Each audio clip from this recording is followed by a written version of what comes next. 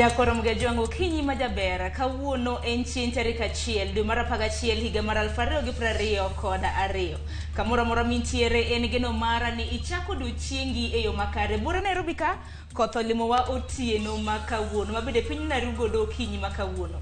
Arwakini machiegni chenro mar penye chenro machakre sani saa 12 mar okinyi nyaka saa 5 mar onyango. Nyinga Sharon Ngao. Nyakoromuge jwang pile ka pili wacho ni odiochieng' maber nenore gokinyi. Mane momiyo kinyi makawuono en okinyi machielo majaber mabende Nyasaye wacho ni koth olimo. Otieka ne buru kachiel gi liet mosebedo mang'eny ahinya pacho ka to bende en odiochieng' makare kalore ni bende en koth mawarwako godo dwe mar 11 higani ponono. Dwe ni biro bedo makare moloyo dweche mamoko kalore ni koth en gweth maduong' ahinya. Machiegni e chenro marwa mar Rupiny. Nyinga Joyce Oduor. Nyakoromuge jwang ka odiochieng' maber neno gokinyi. Jogo mawuok adwala na mchumbi wacho kata ni siku njema uonekana asubuhi. Nyasaye achiel ochie kendo ochwe e moro makare. Kata kama aromo mana kod tich ka en koyo mang'ich dwe manyien wakoyo ni ayo maber kwako ni kata ni happy new month. Machiegni chenro mar Rupiny. Nyinga Cleophas. Joyce, hamusi ni oyawra ahinya. Achiew makare amor. Kalure ni kawuono kiwuok oko ti winjo ka piny ng'ich. Liet mane ng'eny kata gotieno cha nodok piny. Ni winjo ka koth chwe. Koth to ka winjo ka chwe chal ni anendo macha miwacho ni anendo fofofo. Nenda sika. Anenda sika. Achiew mana gokinyi kawuok oko kache mabedo gi buok ni to karo nyidho. To wago ne Nyasaye kamano kalure ni wasebedo kwa gombo koth. Oduok piny liet to tiek buru bende. Ingeni Cleophas Danger County adek kopogre gi Kisumu oja Kiambu to Nairobi be entiere. Cleophas Kiambu ko pero chicho nade. Achiew maber akalo Kiambu okuchwe ahinya. Koro kadonyo Nairobi kama ema kora nene to Kisumu aromo kode Kisumu kacha achiegni yudo update. Ingeni ujo pesa achiel kama simbe achako donjo ikona ni kono chiwo makare dok moko ndo tan poko duogo kothogo gi town kata kamano achiew yo makare. Moko bide war. Wacho ni waro gi marom gi jogo momaka ni od math kata magawa moro. Okay, gima no more paro na wacho dhiang' dhok maniende boma ma Kisumu e chuny boma ma Kisumu. Chama lot gi kuon, chamo nyaka nyanya. Sharo ni chiwo nade. Kaka namba chiwo makare ambe kodhi no kawinja ne Joyce na ndo fofofo. Iromo kode ukinyi. Aromo kode kata na sani pod onyidho oko ka. Kata kamano wamor nikech koth ka chwe buru na ng'eny Nairobi ka. Bende liet bende na ng'eny kene gwenge makaluo to chalo nade Nyakoromuge jwang inyalo mana somonwa paro. Kaka mano machiegni uru e chenro mar Rupiny. Kaka pile Nyakoromuge jwang chenro mar Rupiny waiko ni weche mathoth. Weche mabende wami weche matimore pacho kae kaachiel kod weche matimore pinje maoko. Wachako kod chenro mar Rupiny kae tangwa goyo mbaka mangwa chwalo nyaka e counties magi. Kaka pile ukinyi makawuono bro chako kod weche manyien mabende biro kelni kanyo kod Cleophas Oluoch. Tok mano nyawadwa Sharon Ngao biro kelo nonro mar gazet. Walidho ni gigo mantiere gazet mar Daily Nation kaachiel kod The Standard. Weche mopogore timore gazet kawuono. Ka bende mago weche mabende kete mane Ramogi TV kae kalure ni wami mana siso. Tok mano abro bedo kod twak mokwongo e chenro mar Rupiny twaka kotudore kod nok mar tije pacho kae. Tije ni kanye ne ojende mantiere pacho kae. Jalup jatend piny Kenya Rigathi Gachagua ne osidha yanga chenro mabiro neno ni rowere maderom 1 milion oyudo tije pacho kae ahinya to ka gitiyo kod lony manyasani. Bende en mano gino mabiro chopo kare ka wang'iyo weche matimore pacho kae. Cleophas kaachiel kod Sharon. En gimoro ma warito neno ni odhi yo machalo nade ma sirkal manosingo thuolo mag tije ni rowere kaachiel kod jo Kenya mathoth moyo kata 1 milion kama en mana 1 milion mochak go sani. En gimoro ma idhi keti e thuolo maromo nade igni 5 giduto wadhi neno ka kwan jogo ma ondikore kata jogo ma oyudo andika mopogore mag tije dhi medre pacho kae kosoyo. Wacho ni lony manyasani ma ji tiyogo. Wacho ni pinje maoko kata bende nyalo timo tije e pinje maoko ka intiere mana piny Kenya ka itiyo gi lony manyasani ni. Bende ni gimoro madhi neno ni koyawe bende Uganda nigi thuolo mag tich ma ginyalo yudo kendo ma ginyalo timo moro makare. Geno ni jalony madhi bedo go mabende en jakanyo mag rango ni sekta mopogore kata sekta mag ji giwegi kama gintiere mano private sector ere kaka gitiyo kaachiel kod piny owacho mondo mi thuolo mag tijegi omedre. En twak moro marito gi siso to en bende geno nani janeno mar Ramogi TV bende rito twak machalo kama. Tamba narite gi siso nikech kinde ka kinde karamna kinde mosekalo josiasa osebedo karamna ka chiwo singo ne rowere ahinya kaluwore koda okenge mag tieko tich. Wang' ni to koro waketo wengewa mar neno ni okang' makamani biro chopie kata oyo. To bende paruru ni rowere maderom 1,800 higa ka higa gitieko tiegruok e kuonde mag tiegruok obed mbalariany obed kuondego mag TVET. Ka gisewuok kacha gibiro iwacho kanyo ni gibiro e job market to tije to onge. Wane ane ka sirikal ni biro konyo e bugo manitiere nok mar tije e pacho kae. Tok mane nyako Ramogi Ajwang' to abiro donje mbakoromo. Joyce ka wadonje mbakoromo ka unichite tijaro bende wan gi orako. To penjo mangi penje kang kelo twak mokwongo ni.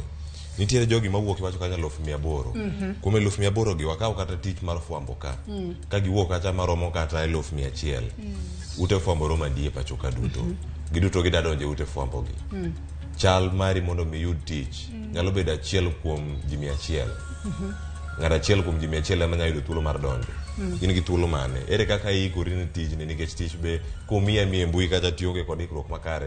Ok ane timo makare kata kitieko mbalariany kata kitieko kari mar tiegruok. Koro nyako Ramogi Ajwang' en kidieny moro ma kang' wachopo sa achiel nyaka sa 2 ang' wabedo kod ng'eyo matut bende ang' wapenjo ang' wayoni line kendo mona ngonwa simu bende ka in gi penjo moro amora jolony nitie studio. Chenro mar mbakoromo kawuono kochako sa 3 chal mar fwambo ma bende ang' wayudo kanyo Sharon Ong'awa ang' kelo kaeto bang'e donje twak mbaka ma wadhi goyo kako wapenjo ni ting' mar osuru owacho ni osigo mar osuru ni ento oa kanye opek maromo nade jogo ma ondiki gi jogo ma ok ondiki ere kaka sirikal darango ni ochopo osuru e yo makare mondo chenro meke bende oringi e yo moro maber kendo makare. Chulo osuru en ting' mari to ka kobedo ting' mari ere kaka irango ni chule wang' sa chule yo makare tere kaka sirikal chwalo ni chenro mopogore e yo moro maber ni moro manyalo bedo mondisore bende korikete ka wadhi bedo kod jolony e weche mag osuru kaachiel kod jolony e weche mag uchumi wadhi range romo sa 3 gi nus kanya ka romo kanyo sa 5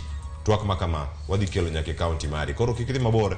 Ramogi TV kinde duto wasechopo dwe mar 11 ma e dwe no korikete manaka wachiegni kayo higa achiel korikete manaka nyako Ramogi Ajwang' chenro mar piny wantiere kod ka kendo wagoniro kamano kombedo kod kinde duto tudhi kod Facebook mara mar Ramogi TV wantiere live YouTube Ramogi TV Facebook page mara Twitter kaachiel kod Instagram yuda @cleofasolwach. Nyako Ramogi Ajwang' an bende nyalo tudri kod Facebook page mara yuda Joyce Oduor Twitter handle @joyceoduor_. Nyako Ramogi Ajwang' parni bende wantiere Citizen Digital kanyo ponono ni nitiere gi app makama nyalo yudo Ramogi TV achiel kachiel. Tudri koda bende mbui mara mar Facebook Twitter iyuda @Sharon Ong'aw machiegni nikech ma en rope mokwongo wayud tondo weche. There must be also public participation. You cannot just rise up one day and say we are going to increase NSSF, NSIF, we are moving with the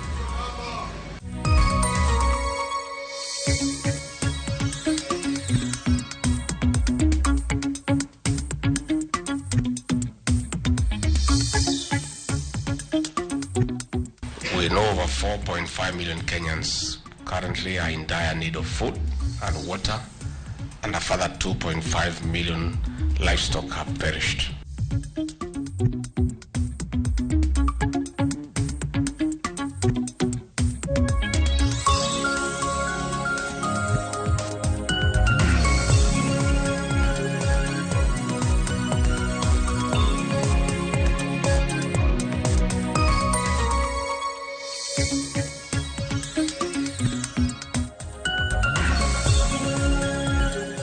Oyaore nyako Ramogi Ajwang' kendo machiegni chenro mar piny yud weche manyien okinyi ma kawuono. Jatend piny Kenya William Ruto koro golo chik ne duol mar IPOA mondo mi duolno oket ler mar yore mag dhi tiyogo e tieko timbe mag nek mathoro wuok e pacho kae kokalo e lwet obila. Ruto osingo ne sirkal pod biro medo keto okenge mag neno ne Jo-Kenya obedo kod arita makare matimore ka familia ma wedegi oselal e yo ma ichichgo ni owuok e lwet obila pod medo ywak mano ka gichiwo ywak margi. George Bati miyo ler. Ndalo manok bang' jatend piny William Ruto golo chik mondo owuo oko kidieny mar obila mag okwach kich SSU mano chikni ni itiyo godo e nego jopiny e yo magalagala.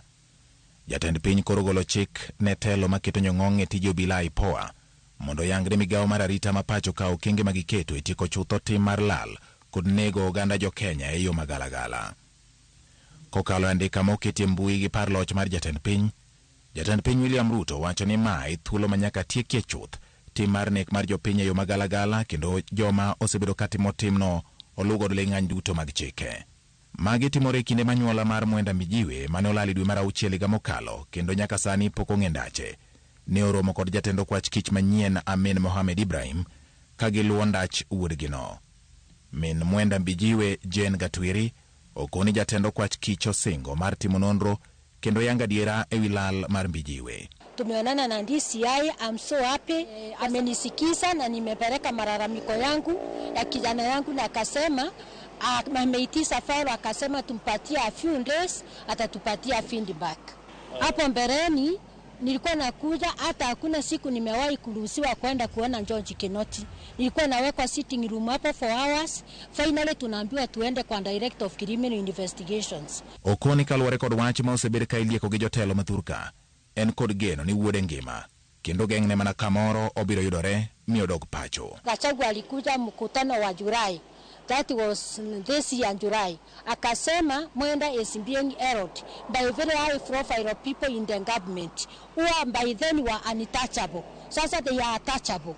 That's why ninaamini ya kwamba kwa sababu alisema kama wataingia na Ruto, who is our president now, watatuletea mtoto wetu Meru. Niko na imani ya kwamba Bijewe is detained somewhere where we don't know, but God never knows, na wakubwa sasa watasungusa na wajue ukweli. E kinde no jatend riwruok makedo ne ratich oganda Haki Afrika Hussein Khalid, ma bende ne nitie apisi mar DCI, okwayo piny owacho mondo mi okony joma osewito jogi e yo magalagala yudo ratiro margi, koluwo ni jopiny kod geno maduong' ni piny owacho masani dhi tieko nek makamago kendo chiwo ratiro kod arita ne jopiny. Our call to the government is one, that the people now have a lot of faith in them.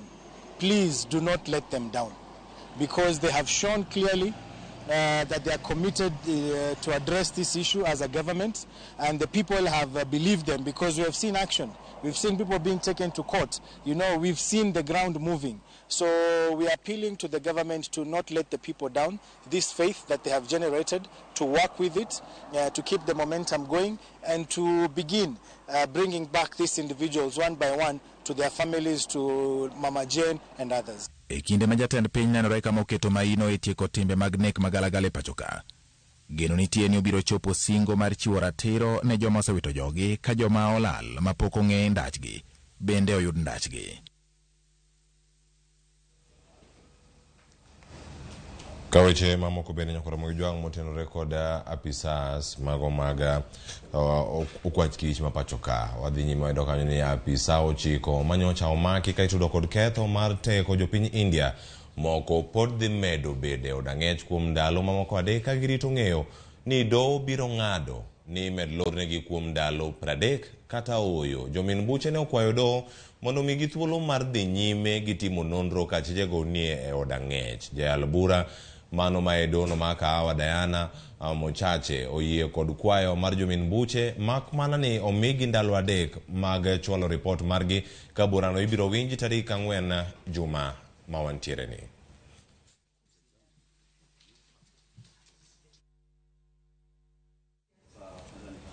Kapod wantiere weche mamoko motenore kod ne kendo weche mapod ni e do, ayudo ni kanyo ni Collins Okundi koro ibiro geng'ne e kar twech ma kod Yaga bang' ka osebed ka otere mano odiochieng' manyoro, ka osetere kar thieth ma Jaramogi Odinga mondo otimne pim ka bende wiye tamam. Mano kaluwore kod bura maluwe mar nek mar Barack Oduor manen jarit mar Aida Odinga. Doho ma Kisumu golo chik makamano mondo mi ochiw thuolo ne achijno koro biro yie kata dagi ketho ma ibiro somne e nyim doho. Kogolo chikno jang'ad bura Beryl Omolo bende omedo ni tarik 3 dwe ma wantiere ni ma dwe mar 11 achijno ibiro tere e dono mondo oyie kata otamre ketho manadonjne godo. Collins Okundi, having been brought before this court on this day, I hereby make the following directions. 1, that the accused person to be taken for mental assessment at the Jaramogi Odinga Teaching and Referral Hospital. 2, the accused person to be held at the Kisumu maximum prisons in the meantime awaiting plea taking. 3, the accused person to be presented before court for plea taking on the 3rd of November 2022 before Kisumu High Court number 1.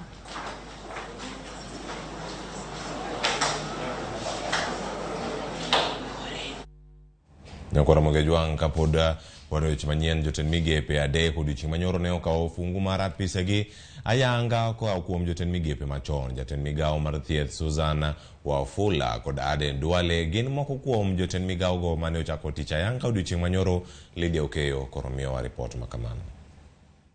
Alice Mudhoni Wahome being appointed a cabinet secretary of Kenya. Bang chamo makaka joten migepe piny owacho ma jaten piny Kenya William Ruto, joten migepe medo kawo fungu mag apisi mag migepe magi ka gisingo chopo singo mar bero piny Kenya manochiw gi jaten piny Kenya William Ruto. Elog tich mar migao mathieth, jaten migao machon mathieth Mutai Kagwe ochiwa apisi ayanga ne jaten migao no manyien Susan Wafula. I am not sure that there is any such English word as outgoing. Either you are gone or you are in, but you cannot be out. What is a verb? How do you become outgoing?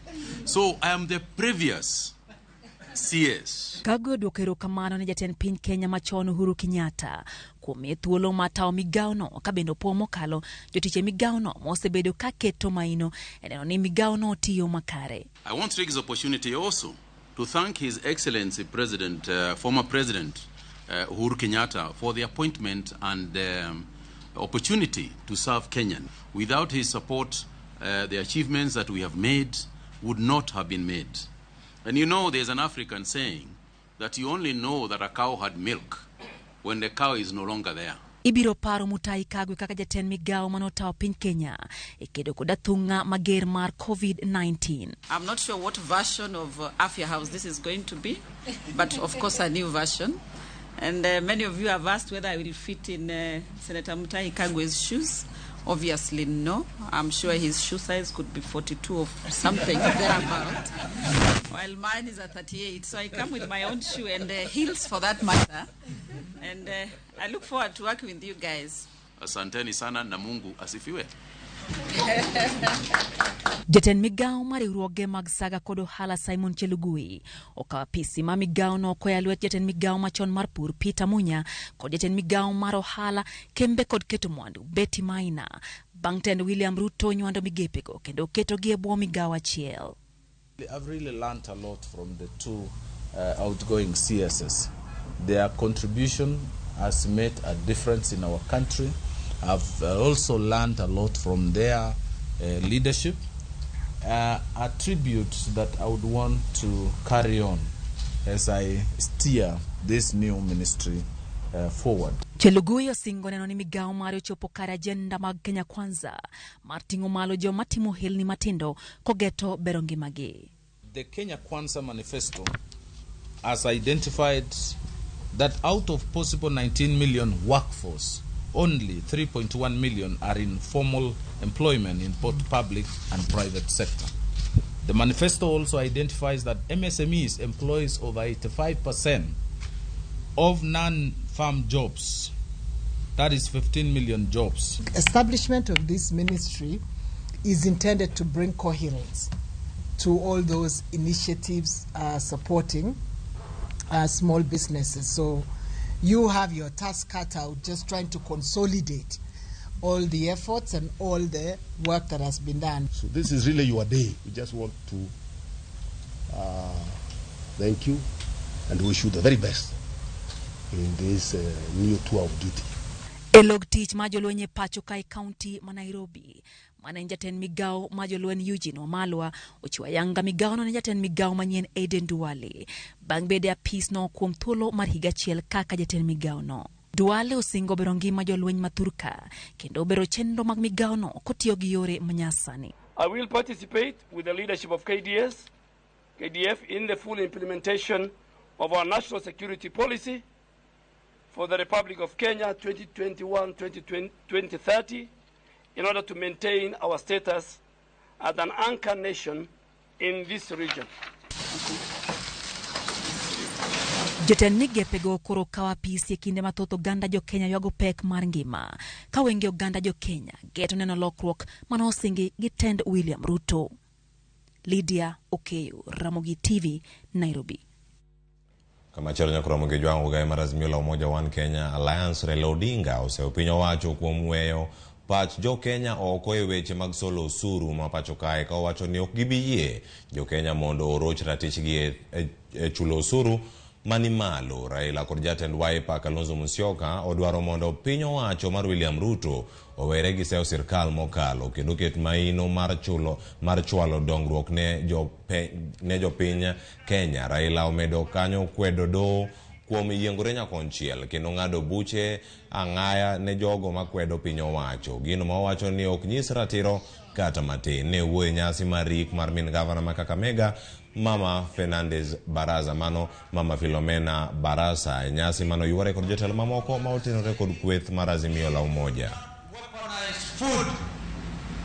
I repeat, don't use food distribution as a political weapon to help you gain some mileage, because this is a time for you to reach out to these suffering Kenyans. Hatutaki kuongea sana, because we have seen, I want to answer governors in the affected areas, wachukue msimamo.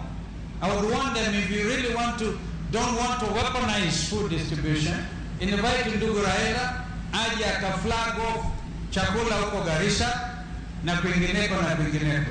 If you really want Kenyans to see that you mean well for them. Ushuru huwezi kupandisha bila wakilishi ya wananchi kuketi chini na kuongea. There must be also public participation. You cannot just rise up one day and say you are going to increase NSSF, NHIF, bila wabunge kujadiliana. No taxation without representation.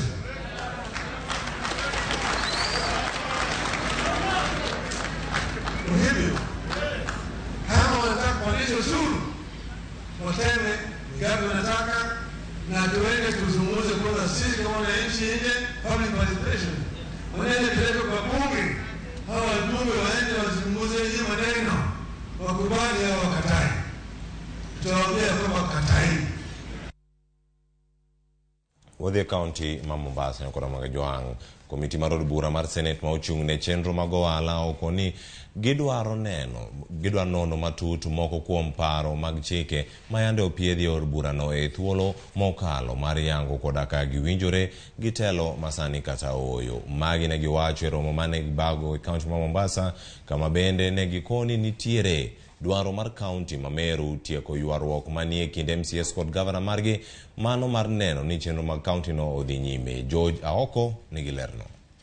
Jokanyo no mag kamati mar od bura mar Senate mochung' ne chenro mag ohala ne obago romo e County ma Mombasa.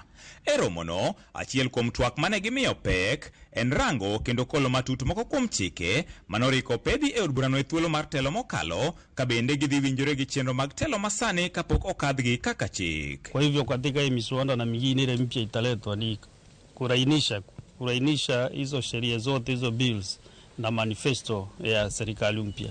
Na zile mbiu zilikuwa pia za private members, tutaziangalia tuone vile zinaweza rundi. Hata kama wengine walileta na wako walienda nyumbani, tutaangalia zote umaarufu wake na uzito wake tuweze kuzirundisha. We're in the process of entering a consent on the matter that is before the Supreme Court between both houses, the National Assembly and the Senate. As a SBC, we approved last week what we consider to be our terms of the consent. They are not conditions, they are terms to negotiate with, and proposals actually that we've given to our Speaker and asked him to negotiate with his colleague from the National Assembly together with his team. Ywaruok mosebedo kadhi nyime e moko kuom counties ma pacho ka e kind governors kod MCAs kaka mano ma Meru ne bende gikoni onego rakruok godo mapiyo mar gayo midhieche makidek juko jopiny. Waongee, hakuna jambo ambalo haliwezi kusuluhishika ama kutatuliwa. Kwa hiyo si kwamba itakuwa furaha yetu sisi kupata ile petition yao ya kwamba wanataka kumuondoa gavana. Hapana. Tunawatia moyo zaidi na kuambia kaeni chini. Wako wazee pia Meru kama Njuri Ncheke, ikibidi waitwe wakae nao hao ni wazee wanaweza kuwatia moyo na wakawambia jinsi ya kuendelea. Tatizo moja ambalo lilitokea ni kwamba baada ya corona kuingia, mapato yale ambayo yalikuwa yanaokotwa katika masoko na sehemu zingine za kaunti ya Mombasa yalikuwa hayatoshi kulipa mishahara yote, na pia serikali kuu ilikuwa inachelewesha ile ruzuku ambao walikuwa wanatakana kupeleka katika county governments zetu ili kuhakikisha kwamba pesa zinafika kwa wakati. Kata kamano, moko kuom jodak Mombasa ne bende ochiwo pachgi ewi gigo magiparo ni kamati no onego miyo ng'ala mokwongo e romono madhi nyime Mombasa. Gima waparo ni senators nyalo lose en thung'o sirkal mondo sirkal mamalo odhiro tonglo makore lach kowuok exchequer kata national treasury mondo mi japiny man piny kaendi owinj yueyo. Senators otema tek mondo oket MCAs machiegni nikech MCAs go ema timo oversight ne governor koriwore kodgi. To apani ka gitiyo pamoja gi MCAs to jopiny biro winjo maber kendo pesa ma ya malo no biro tiyo yo makare ma jopiny biro neno ber mar pesa gusuru magigolo. Nyanza beniti kuonde makech negeji kuonde go begi pare ni to kuonde ka beniti jok mayuak areas like Nyatike ji yuago kech kacha chamali tok gidew jogo. Senate ma regions go gidhi giter wach no mondo penj rais ni to chiemo ni ipoge ng'erruok kosipoge kaluwore kaka nogo kura. Why expect ni Senate forum manitie Mombasa ka they discuss key serious issues mag pending bills to gi kaka wayudo pesa go nikech wach ni ne president osegole order ni pending bills en onego benoze chul. Ang'o momiyo Senate ne ok pokonyiso wa ni ang'o momiyo pesa go ne ok ochul, to mano tijgi kabisa. Kecho Uhuru no order diere moko kama pending bills go diere corona no bedo onego beno osebedo paid, to ka pesa go no bedo released. Senator no collude gi governors gi chamo pesa, so what happened? We want to know. George Aoko, Ramogi TV, Mombasa. Oge kaunti wa Mombasa ko Ramogi Juang. Komite ma oyiedhi mano mar Senate matimo nonro ewi tho mar nyathi ma jahigni 2 mane owito ngimane e yo ma ok ler e kinde mane itimone bero e kar od thieth maduong' ma Kenyatta. Ka lakteche ne temo golo jembe mar fok jembe ma bende ne omoko e wiye. Min nyathino koda owaygi ema ne okwongo chopo e nyim komitino ma bende ne oseyo jothieth ma kar od thieth ma Kenyatta kuom jwang'o tijgi gino mane okelo tho mar nyathino. Komitino nono matut wachno mar yango kama diere nitiere e wi tho mar nyathi.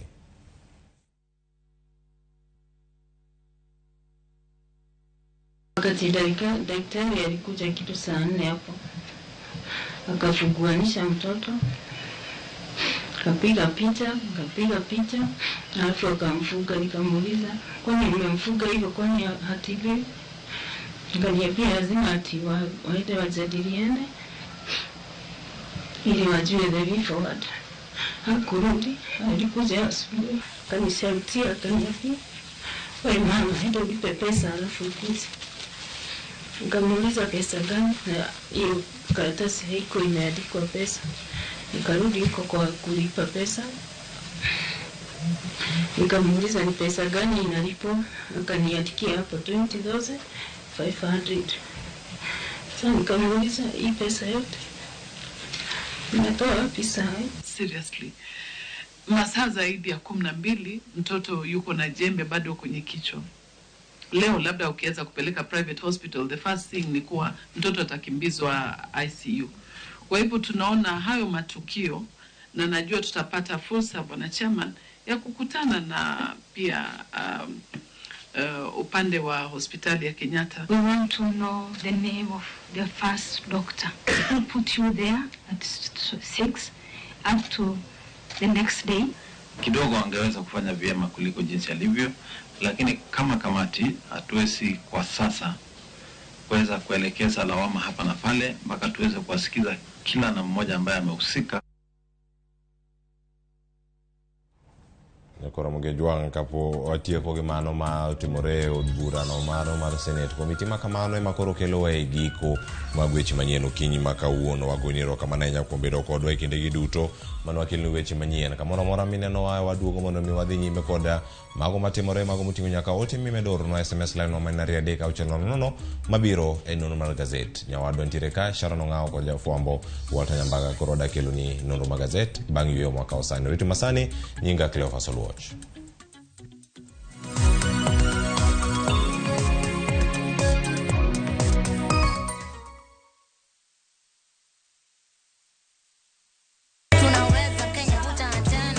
Waduogo kendo waikonu chenro maber moloyo. En ngolo nyadiriyo, miel nyadiriyo kod mor nyadiriyo. Yud magi te chenro mopogore opogore. Thum dag mor, ngeso ka ngeso, sang'wen otieno. Tiedero, ngeso ka ngeso, sa 11 odhiambo. Ngoma owake, wuok tich nyaka tich abich, sa 10 odhiambo. Ramogi night, tich abich ka tich abich, sang'wen otieno. Magi duto mana Ramogi TV.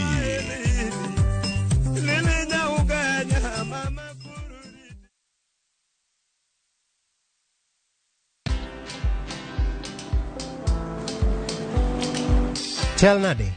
Chal ka gimi kaka ng'iyo sim gi pacha te? Kiki ahinya. En mana ni asebedo e story ahinya. Mana kaka rally manyochacha ne chal ka gima ne an kanyo kane otimo. Kendo kane iyawo chiro manyien ne chal ka gima ne an kanyo.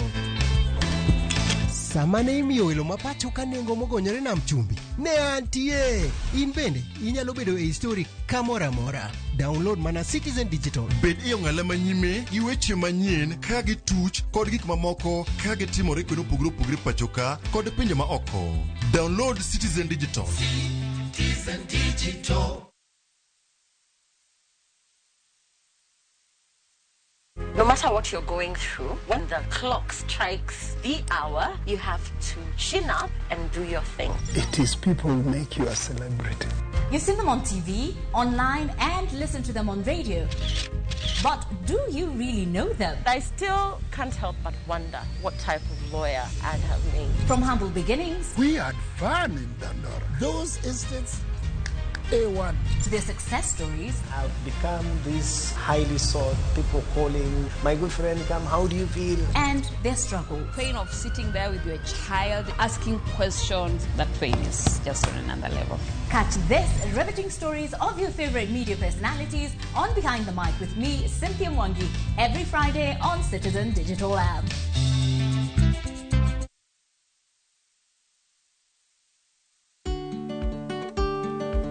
Bende ing'eyo ni riwruoge mag saga kata SACCOs nigi ber mathoth kaka hola ma idwaro mapiyo kata emergency loan, hola mar school fees kod hola mag dongruok maduto nyalo yudore mane odiechieng' achiel.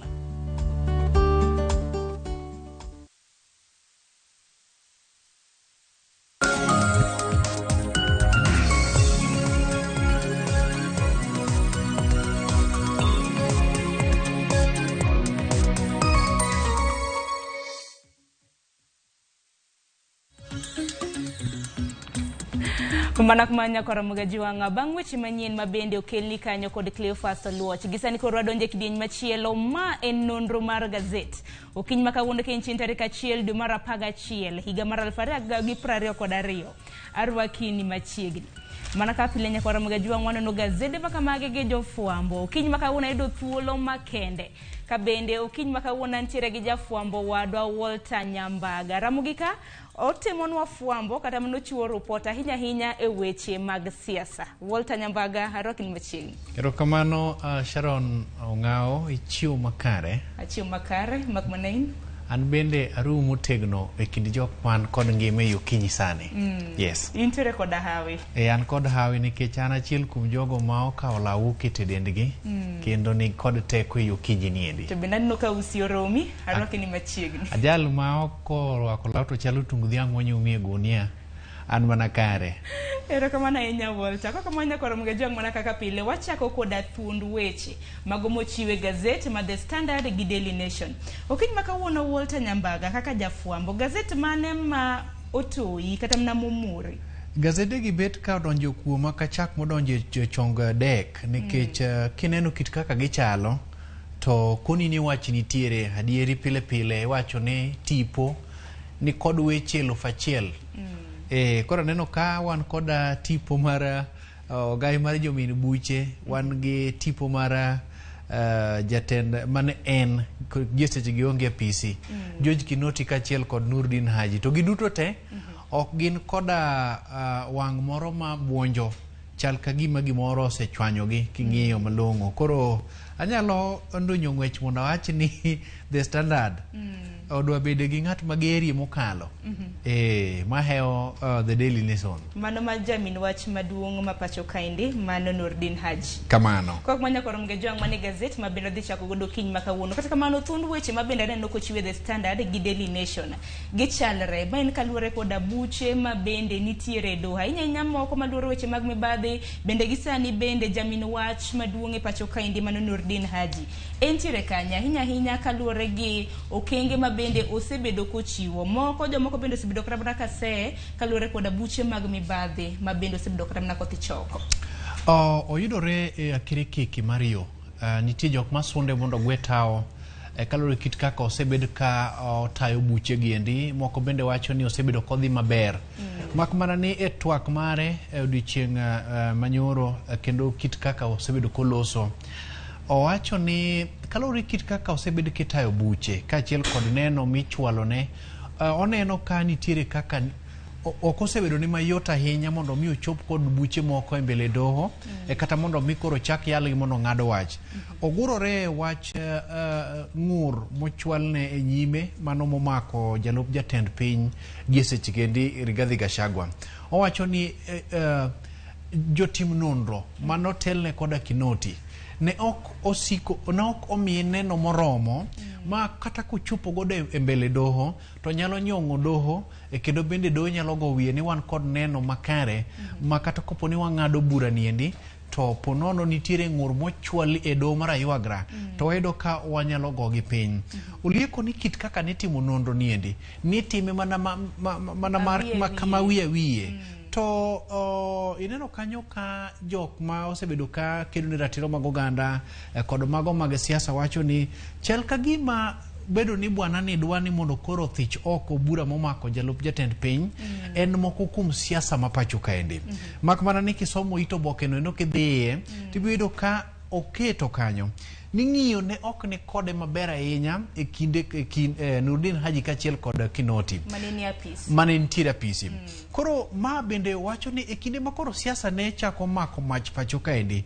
en achiel kuom jokenya mane paro ni odag ngima mana manyal ketie namba 2 to en aina japiny moro amora inyalo paro kanyo kinde nitiere kaka dala ne nomonji mamoko kuom dhoudi kachiel kod mwandune mamoko notur oketo ni mane moko kuom buok kachiel kod chung' motegno mare mak mana ni otuo ni ok nogwe tao to bende obiro dhi nyime gi chwalo tije ne apisi kako otenore kod chik kendo ok nodog chien to ponono ni ng'ato ni kod ng'ur moro amora ni ok osebedo kochwalo tije ne maber ni thuolo Kenya kae ni mondo chope do moro amora mondo donje ni orem chopo kata keto e tim tije momiye mak mana ni nyaka chop sechegi adiri makoro jo Kenya chalo ka gima dwa giso e itgi ni ng'iyo chal ka gima ne ok ber ahinya kaka odumbi e kinde kod George Kinoti mane osewuok e apisi na paro kinde mokalo mana George Kinoti nene jatendo kwa chikiche pacho kaendi bende ng'ur nasiko bedo kramna kamienjo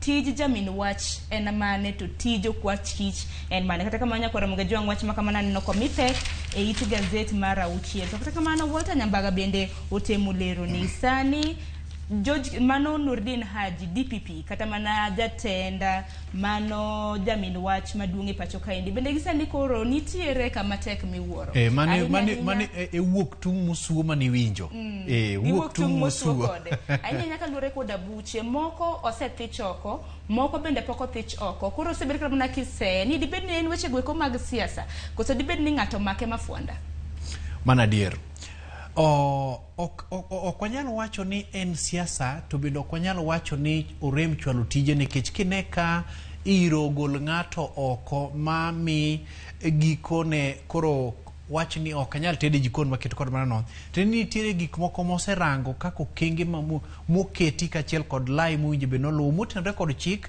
e chwalo tijene mage. Ogahi mar jomin buche en achiel kuom jogo ma seche moko nyalo miyo ratiro mag oganda yudi. Inyalo paro ni kopogore kod kit buche mosebed kilwaro kaendi. Ywak ni nitiere ni marang'o buche gi kore lwaro mana e kinde mamoko kuom jotend migepe moko ichak timnegi puoth makende mondo mi gikaw thuolo mar donjo apisi. To kata kopogore gi mano, ng'e ni bura manochwali e doho okaw bura mano mane mulo nyathi matin Baby Pendo. Mano gin moko kuom buche moseyware kuom thuolo malach.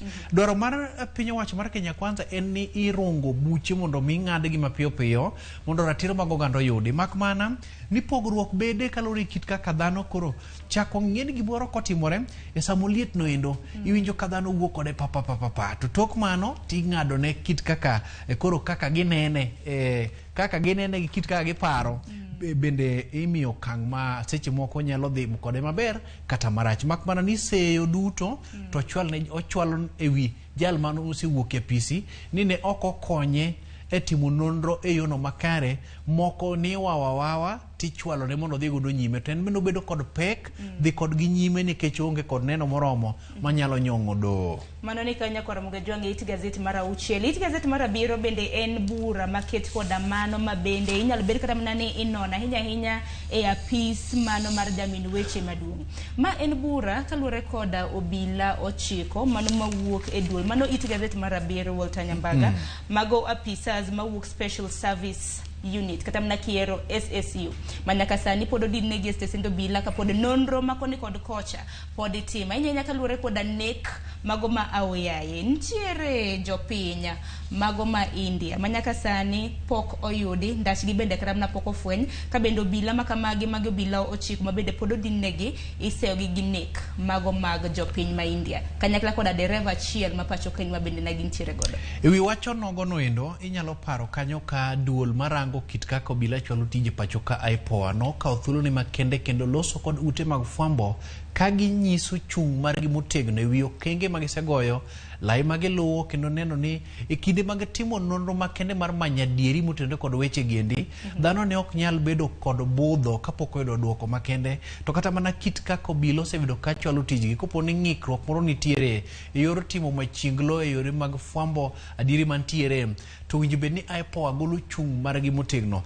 Sero ni nyalo paro odiochieng' manyoro nyo IPOA rado kod jatend piny kendo moko kuom gimiluongo ni chik mager manyogol en neno ni ok gisenindo nyakonchiel kinde magichwalo tijegi kendo inyalo paro ni ponono ng'ato ni kod ng'ur motenore kit kaka obila tiyo kod teko mathoth kuom jopiny kendo bende seche moko japiny orungi kendo bende obila orem kao kang mapiyo piyo to winjo bed ni duol mochung' kar kende kata riwruok nogo mar IPOA mani kod teko mane ochuog kod od bura ma pacho ka nyalo donjo ne obila mora mora mondo mi okaw ne okang mar tiyo kod teko mathoth kendo bende kata mana chwalo tijene morem kod chik. Koro jatend piny omiyo gi thuolo makende kendo dwaro ni mondo gichwal report tok timo nonro motenore kod kit kaka gin owuon gisetimo nonro margi kaka ginene kod gimiluongo kisungu luongo ni recommendations dwach gi owuon gidwa ni mondo tim yang'o. Bed king'e ni kweth nogo makoro neno ko othiny oko mwach ni oko winjo bed ni dhi nyime gisebedo kendo gisebedo ka gicholo tijegi to piny owacho ok ni ok ong'igi nikech ok nyal los kuku moro mar bad migawo moro mar obila ma tich ne owuon kibe nono malo ong'o to seche moko kifwenyo tichne to gikiondo konyalo goyi nikech giwacho ni moko kuomgi itudo kod lal mag oganda moko kuomgi itudo kod nek mag oganda. Dibedne kata na gin weche mag siasa nikech kokalo kata mana iro kil kamaloka magi mago mag obila ochikogi mano kil kamaloka Danstan Omari, Shadrack Wambui, Clinton Mwale gi Wycliffe Umayo bende giwacho ni nitiere jotim nonro ariyo mago mawuok e duol mar IAU mano Internal Affairs Unit mabende gisani koro gindiko ni obila gi dibed ni omakgi kata mana nonro mabende itimo negi kaluwore koda nek oluoro weche mag siasa. To kaduoko gimineni temo penjo no endo kisomo ito boke ni tibiro yudo kama giwacho niya ne gikawo gimiluongo ni chik koa kuom tendgi. Pile pile ing'eni nyaka koni ni koro dhi tim ma koka idhi timo mano, koka seche moko in bende nyalo bedo palawanga mi tim mokalo kit kaka notimruok nade okone mondo itim. Omiyo kiyudo kit kata kaka okil kama loka margi wuoyo kalo okil nyalo mana wacho gimoro ma in bende isesomo ne rieko, tiende ni okongo bedo kod pachi wuon, pachi ni makoro bedo godo e nyim jang'ad buche ka en bendo temo timinado goni goda tho mondo mi kik bura ng'wani ahinya. But kalore kit kaka giloso teni kata kukuno mar SSIU kachiel kod kuku mamoko mabende nyaka chop sechegi inyal dhi gol oko e bad migawo mar obila. Gisebedo ka gicholo tijegi ka gin kod jatelo margi nyapara margi makonogi ni idhi mondo itim maendi. Mani kit kaka gimbe koro ne gitemo golo ywak margi ni kik bende sok wang'wa ahinya kit tuomo mapilo bed kung'eyo ni wan bende ne wan kod jatendwa mane konowa niya timuru magamba. Tiende ma koro yaro thuolo mar timo nonro malach. Mok ni nonro ok gi kuom jochiko giendi. Nonro nyalo po iluongo ni pako momo chiko. Nyalo po mawuog oko tok ochiko mineno giendi. Bedwage ni pod nonro pod dhi nyime kata kamano kwayo margi makende mago bila ochiko kokadho ira okil kama loka margi bende koro gidwaro ni nonro mabende itimo kod ji ariyo mano mawuok e duol mano mar Internal Affairs Unit. Gidwaro mar mondo mi e seche mabende koro gichiwo affidavit motegno. Wach moro omako wang'e ito boke mar ariyo kapok wadhi mar adek en weche motenore kit kaka piny owacho koro dwaro ni mondo chenro mar solo osuru pacho kaendi oidhe rang'iny moro mamalo. Enyalo paro nitiere kinde moro 2017 ne ogai mar Azimio la Umoja One Kenya Alliance gie seche giendi to kod kweth moko maniluongo ni kweth moko manotelnegi kod Miguna kachiel kod mamoko e kinde mane piny Kenya obedo kod liet mathoth ne wacho ni koro ok wanyal chulo osuru to piny ka piny oketo genogi kuom osuru mondo mi gita piny chwalo chenro moko mag dongruok. Jatend piny William Ruto wacho ni mondo jo Kenya koro ket maino margi e chulo osuru. Mak mana ni moko kuom jo kedo ne ratich oganda, moko kuom jokungo kod ichli, to luongo ni jokungo kod ichli, jok matimo ekonomi rang'iny mamalo, wacho ni ere kaka oseket lai malong'o mar choko osuru kaendi to kit kaka idwa ked kod mibadhi pok oket e yono makare mondo mi japiny ong'e ni to kasechulo osuru ere kaka sucha machulo niendi dongruok ne nyalo chopo kuoma. Gino ni mondo jatend piny oketa ne lai moro malong'o mar chwalo dongruok machopo ne japiny mochulo osuru to kod kedo kod mibadhi kaka yorno manyalo bugodo yuto mapacho kane mondo mi piny Kenya go kang e yor dongruok maka kod kacha motenore kod kit kaka ochok omenda niendi. Ponono duol machoko ilune riwruok nogo kata mana bad piny owacho mar KRA machoko osuru pacho kaendi osebedo ka lokruoge ma osebedo ki ikwayo ni mondo obedie kindgi ok dhi makare. Nang'o? Nikech choko mar osuru pile ka pile report golo ni giyudo omenda mathoth to koketo omenda ni e tim japiny wacho ni ok giseneno duoko makare. Giloko kwayo nitiere mar loko moko kuom migepe mantiere bad migawo machoko osuru pacho kaendi mondo bed osiep japiny makata kodhi choko osuru kuom japiny to ok en ng'at moro maneno kanyo kaka dui mari, ng'atno maseche moko en jalno mobiro mana rungi to bende japiny koro nyalo bedo kod yot mok ni kodhi choko odhi manyo giluongo ni lesen to odwaro lesen madhi auchiel to lesen mochulo giendi ok nuengo margi malong'o koro bedo maonge. Paro pod nitiere kanyo mopogore nikech okang' makamano bende kata mna poko podhi kata mna kopogore gi manyo Walter Nyambaga nikech aneno ka saa ringonwa matek adwaro mar mondo mi wadhi mapiyo piyo kapok wadonjo kata mna The Daily Nation.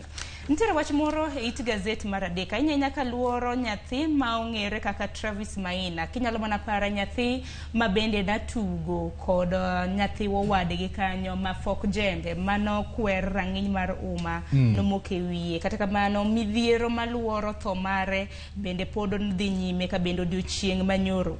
Committee mano mar thieth mar National Assembly bende nobedo koda romo kanyo koda min nyathino kanyakla koda mano antine kata mana kiero anti chiluongo na ngidhulu onyalo bedo waigi, nyalo bedo wae kata mana mine gi onyalo bedo min gi mabathe matin.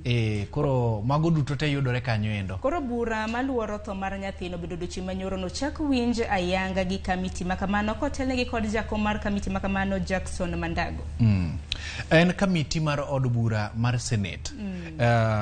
Gima duong' nyoge dwa chako ng'inga diri mantiere ni to ere kama mondo wayiengie dok chien e chwalo tich yono makare kata bende chandruok nowuok manade ka min wuon wacho ni seche 14 kapod nyathine rito mana laktar mondo mi orang nyathine teni nyathini ne okedo matek ahinya karoteke mag dende bende seche moko ne pod timre nade gwecho bed kingeni gik machalo kaka mulo gini ko pono duongo dier wiyi to namba chiel remo thichore oken okang' moro maber ahinya. Mak mana ni mana kaka Mandago wacho ni gie seche geni ok wanyal wacho ni ng'ama ne ok otimo tije makare mak mana ni nonro malach to nyaka koro yar makare ne od thieth mar Adhai ma pacho kaendi ma Kenyatta National Hospital kendo ni okang' inyal kaw koponi adiri makar kende ni ng'ato no beda mbem tap toko kendo ko chwalo tije yono makare to bad chik miwacho ni bor niendi nyalo game mondo mien bendo duok penjo mak mana ni ma en puonj makare ahinya mak mana ni ok obire yono maber ni owinjo bed ni sama ng'ato chope od thieth ing'iyo gimiluongo ni emergency mare teni odwaro thieth e okang' kata rang'iny mapiyo machalo nade mondo mi konyruok obedi to ntiere moko maseche moko pok ochopo e ute mag fwambo makoro jopiny obedo go gi ng'eyo nitie moko moonge kod thoche kachiel kod tekruok mage monyalo wacho godo ni raticha no orochi kata nokayudo thieth e yono makare kata bed ni ne en kod kiwango mar chudo kata bende dwaro makende mar chopo e ute mag thieth mopogore koro mamano wach mabende pod timo ne nonro kaluwore koda jakom mar kamiti makamano mabende en seneta ma Uasin Gishu Bwana Jackson Mandago koro giwacho ni juma mabiro gibiro kawo thuolo makende mar dhi kar od thieth mar Kenyatta National Hospital kanyakla koda mano mar Thika level 5 mar neno kata mana mar timo nonro kaka nyathi mong'ere kaka Travis Maina ne olalo ngimane. Penjo maduong' e ito boke mar 4 en ni to en kwan mage ma jatend piny nitiere godo e chwalo dongruok kachiel kod ochumi mo pacho kae ni no kokewe moro dhiro thewe ka koketo karot chimba puoyo karot indo lokore chimba puoyo kachiel kod jok maseche moko wenge gi yuso kwayo nitiere ni to marang'o nochiwnwa moko kuom singo malach ahinya mak mana ni kakoro gike sama koro in bende nyalo thedho kich mondo yud more to wan owuon kaka jogo maseche moko ne wacho ni tunaanzia hapa bottom okose ng'iwa wang'no makare ma en penjo maseche moko ni chunyo ganda inyalo paro kanyo ni kanyoro ne jalup jatend piny orado kod moko kuom riwruoge mag ojende kachiel kod joketo mwandu jodito mopogore nyochiwo geno mar loso moko kuom thuolo mag tije ni ojende manyalo kata mana chopo 1 milion mondo mi oganda seche moko ngaji koro ok nyal dhi godo matek ahinya penjo ni endi oweyo ka moko kuom jotend migepe manyocho donje PC mane wacho ni omewo ka chwarni ema koro winjo bed ni luongo ni jogo maseche moko yuto gine piny to kang' makamano bende biro e kinde ma bende nitiere redruok mar ngima e pacho kainde ka bende nengo mwandu bende gisani koro nitiere gi medruok mar kwana tamalo 9.6 ito boke mar 9 jatend migawo manyien mag jotije mag piny owacho mano Aisha Jumwa bende gisani koro ochiwo singo ne jotije mag piny owacho mago civil servants ni ibiro bed ka imedo gi osara e kinde thuolo mar ndalo 100 mabiro. Jadi mang'eny wacho ni koth go nam to omeda ng'o e nam ibiro yudo gima gino ulo e sama jo piny Kenya ni kod ngohoruok mar uchumi kachiel kod ngaji oro ka kod kacha to jatend migawo iluongo na Aisha Juma ni kod chalo kagima ni kod kwayo makende mar ndalo 100 to koro kata kopo ni nyal medo sara ne jotich piny owacho kamiti moro dhi chwoge ka ni mondo mi osom pacho ganda kendo bendo ket lai malongo mama nyalo dhi godo nyime jo non siasa wacho ni obire samarach dwaro mondo mi med moko pile wacho ni ng'ama ni gone medi to ng'ama onge godo to winjo bed ni en bende manyo kaka nyatimruok nade kaka inyalo yudi ka in gi 100 to an gi 50 to seche moko Bob nigi matis winjo bed ni 100 cha wang'iyo kaka wanyalo ndose moro matin mondo 50 ni be wandos moro matin mondo Bob man nono iluongo ni nono chwata ebo bed gi moro matis koro gi seche gendi jotich piny owacho gin gi ratiro margi mar kwayo meto mar osara mak mana ni winjo bed ni ikuongo ing'iyo ni to sama ng'ato imedo to jomoko to ngaji kachiel kod kech nego e gwenge mag Mandera, gwenge mag Wajir, awach ni counties 20 nyaka chop seche gi oyangore ni ngaji osekwako malich mokalo. Kendo nyalo paro ni moko kuom jopur mawuok e county moko mag Nyandarua kachiel kod Trans Nzoia gi Busia wacho ni era ang'o momiyo kech nitiere to wan to chambwa kachiel kod gige ma wawuok e puodho kaendi to kethore nikech waonge chiro biuru mondo ukaw mondo timo nade ochwal kipenja wuon to dwaro makende mar medo sara gi seche giendi winjo bed ni kuongo ing'iye yono malongo ni to marang'o wadwa ni mondo wamed jok mantiere godo to jok mantiere ma onge godo to seche moko bedo kod kinde no matek ahinya. Kata kamano jatend jotije mag piny owacho kata mana jatend migawo mag jotije mag piny owacho pacho kende Isha Juma wacho ni jotije mag piny owacho madirom 903 ma bende ojachiwnegi osara mano higa ka higa osara margi anen bende ka kore lach siling bilion 890 giwacho ni pok ochulgi osara kata na pok omedgi osara chakre higa mar 2018. En gima lit ahinya ka nyathi moro seche moko kodhi sikul nikech chiemo. Oboke mar 10 ni gavana ma Narok ma Nakuru nyalo rito kuom thuolo malach ahinya kapok oyiero jotend migepe mebenya konye weche mag tayo chenro mage e gwenge mag Nakuru kama kalore kit kaka jadak moro nodhi odonjo ni jotend migepe 10 moyier ok okelo picha mar Nakuru County kendo wach ni endi ibi ng'adi kapok odeko mondo mi en bendo yudo thuolo mar yiero jotend migepe. Wach mantiere kanyo ni moko kuom jotend migepe mano yiero pan abiriyo kuomgi chalni ne wuok e dhot achiel, ariyo wuok e dhot machielo, achiel wuok e dhot machielo. To wach makamano bende nochwale nyaka e do. Kata kamano bathe kanyo bende ineno gai mar ODM Raila Odinga gi Kalonzo Musyoka mano gai mar Wiper bende ni kanyo ka bende mano gimosore kanyo gi Ferdinand Baraza mano governor e county mano Fernandez Baraza governor e county ma Kakamega ma bende nolalo min mare mong'ere kaka Philomena Mutelo. Kata kamano e ik makamano Raila Odinga bende nowacho ni pod gibiro keto piny owacho tesre mano kaluwore koda ng'iyo kit tije ma bende gitimo singo ma bende negichune jopiny bende ochopo bende gikwayo jokanyo mago magazimio lo moja One Kenya Lands mar mondo mi kik wuoge riwruok makamano bedo ni gidhi bedo riwruok mar azimio lo moja One Kenya Lands en mbaka kalore kit kaka seneno kaka ayamo mar siasa osebedo ka kudho piny owacho masani Kenya Kwanza dwaro ni mondo moko kuom riwruok mar azimio la moja One Kenya Alliance obi kodgi kanyakla mar chwalo tich ma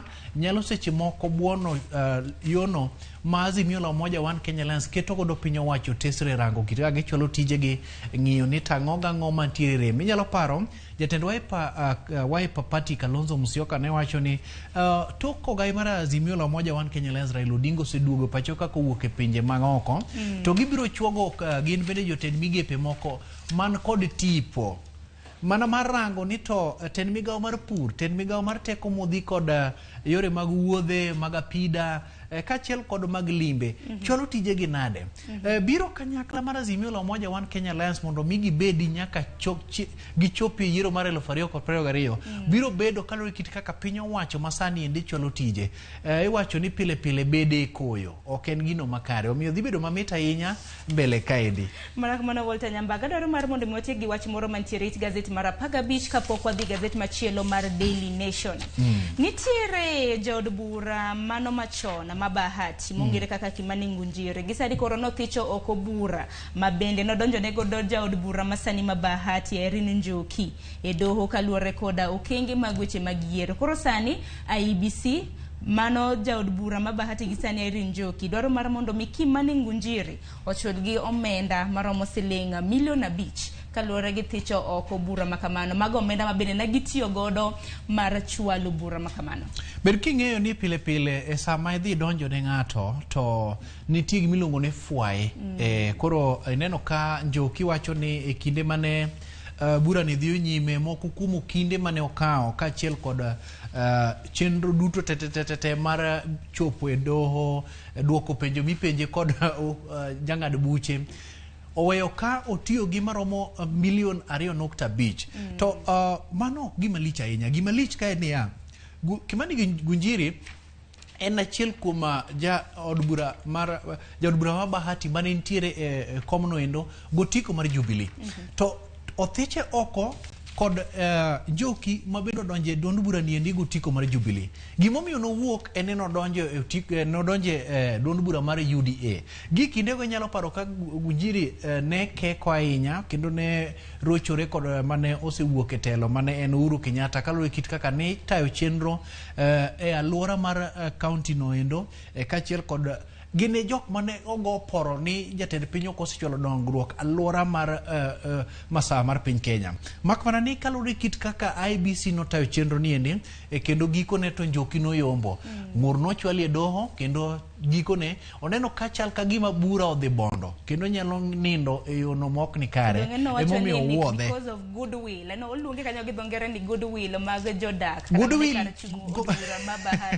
Goodwill bedo ka ineno ka nitiere gimidhi yudo. Kidhi loyi. Ka nitiere gimoro midhi yudo to koro goodwill beda beda. To kana ka bende ochuko gi miti moro mar kwe e kit lweny mosebedo e kind jopith kaachiel kod kuo mag jamni. To girimiti mar kwe kamano na gichwe kokgi nitiere Dodoth.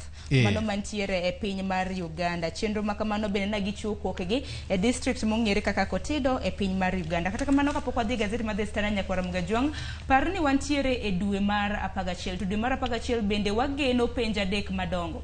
Mago penj mag nyithindo mantiere grade 6 kadhi grade 7. Bende wantiere gi penj mar KCPE kanyakla koda penj mar KCSE. It gazeti mar 7. Kaka janyuol ibedo akicha. Gisani nyalo bedo jogo kuma bende uso penj. Koro nitiere rowere moko 3 masomo e mbalariany mar Egerton ma bende nodonjnegi gi ketho mar uso otese mag penj. Koro giwuondo jonyuol ni magi e otese mag KCPE, KCSE ma bende ibiro bed karamna kitimo e kind thuolo mar dwe niero wang'eni penj biro bedo kachakra yanga. Aneno kanyo kano wegi thuolo nochiwnegi fai mar siling 500,000. Niluonge ga ni mo. Kiyudo mo iwichori kidonje penj to in makare. Seche moko kosebiro tiyudo ka mano biro choken koro tiwinjo mana ka thinga. Charon yiena mona ka nyiri moko machuok mondo mi alidhni gimoro ntiere machinglo makawuono.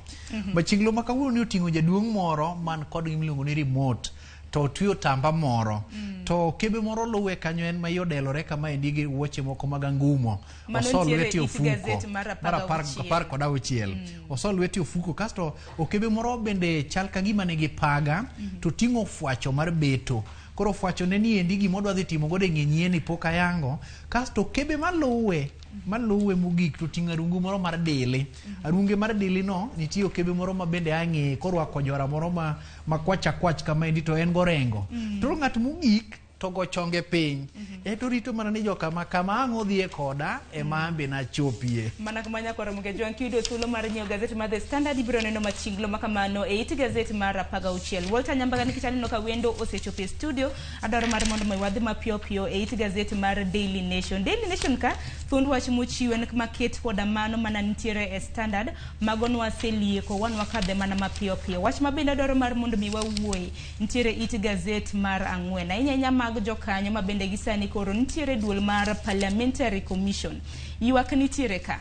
Ywak makama ichiwo koda jokanyo mag Kenya Kwanza. Giwacho ni duond bura mar UDA chal ka gima oluoko moko kuom jokanyo mag Kenya Kwanza. To luoko makama giwacho ni oluoko gi kaluwore koda jokanyo mago ma oseketi e duol mar PSC, mano Parliamentary Service Commission. Nyaka sani giwacho ni Kenya Kwanza jogo kuma wuok e party kata na duond bura mar UDA madero mang'wen oseket kacha. Jokanyo mamoko ma Kenya Kwanza to wekanye. Azimio kata kamano aneno kotimo balancing makare. Nitiere magichuogo mawuok ODM, Jubilee gi mano mar Wiper.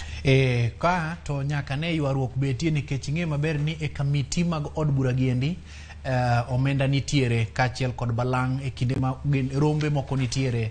To kopogore kod mano e kamiti giendi bende maparo wuoki mar loso moko kuom chike manyalo tayo piny Kenya motenore kod bad migepe mopogore opogore, obed mano mar thieth, obed mano mar arita, obed mano marango kit kaka iketo e tim gimiluongo ni chike mopogore opogore. Koro kato ywak ni nitiere, nyalo paro kanyo ni odiochieng' moro makasto koro piny rugo do Monday.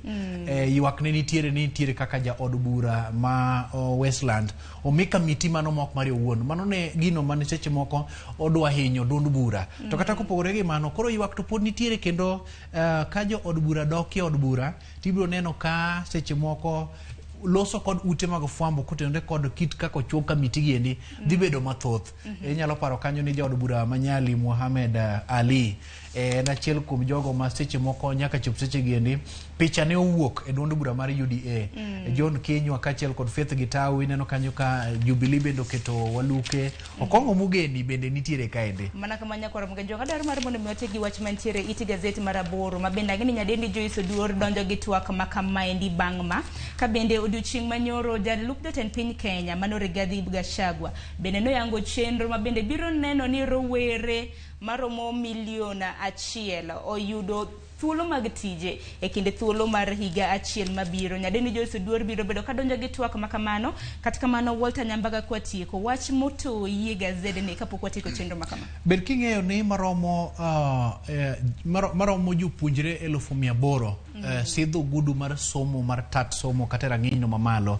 To nyadi mang'eny ok giyud tije e piny owacho kata mana kembe mag ji kod wegi, ma osekelo midhiero ma pek ahinya pacho kaendi kendo duoko chien kata mana kit kaka ginyalo dhi nyime kod ngimagi mapile. Obed king'eyo ni dwaro makende mar soyo rowere giendi e kuonde moro ma gin bende ginyalo yute ni malo. Koro ka jalup jatend piny owacho ni gidhi manyo yo moro ma ginyalo yudo godo fuong'ruok ne rowere, to en gino makare, mak mana ni wacho to bedo ga mayom.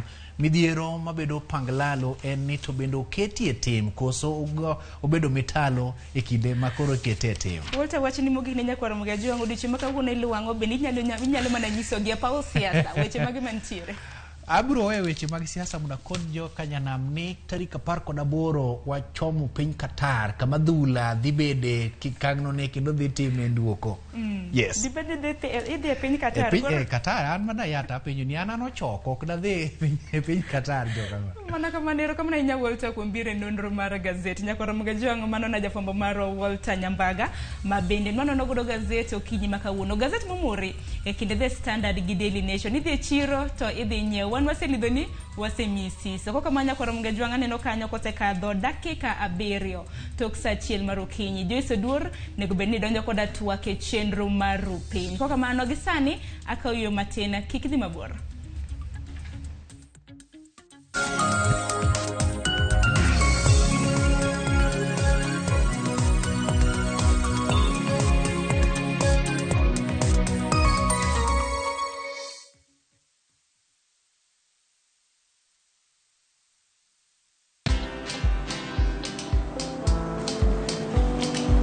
Chal nade? Chal ka gimi kaka ng'iyo sim gi pacha te? Kiki ahinya. En mana ni osebedo e story ahinya. Mana kaka rali manyochacha ne chal ka gima ne an kanyo kane otimo. Kendo kane iyawo chiro manyien ne chal ka gima ne an kanyo. Sama ne imiyo welo mapacho ka nengo mogonyore nam chumbi ne antie. In bende inyalo bedo e story kamora mora. Download mana Citizen Digital. Bed iyo ng'ala manyime gi weche manyien ka gi tuch kod gik mamoko ka gi timore kuno pugro pachoka kod pinje ma oko. Download Citizen Digital. Citizen Digital.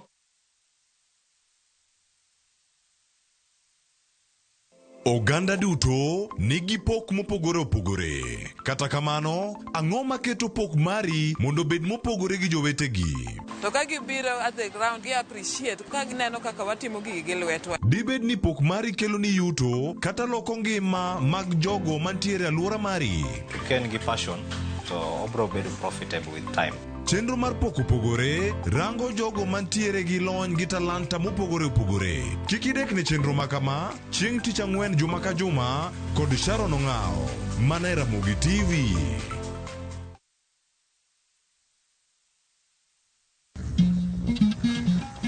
Oganda en kitgi. Joluo bende wan gi kitwa. Wakelo ni luo kitwa gi timbewa. E chenro mar 111. Ngeso ka ngeso, sa 1:45 mar otieno, girabala kwasi wad girajabu.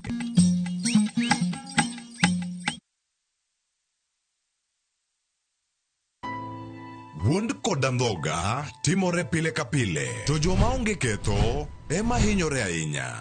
Apo mi ywag maliti. Kata kamano, hera pod riore kendo medo lo. Aheri ahinya sasa. Ka joma moko geng'o joma gihero kuom yudo rem. Hera mar anyuola medo mana loyo. Thapki, wuok tich nyaka ngeso, sa 2:15 mar otieno, mana Ramogi TV.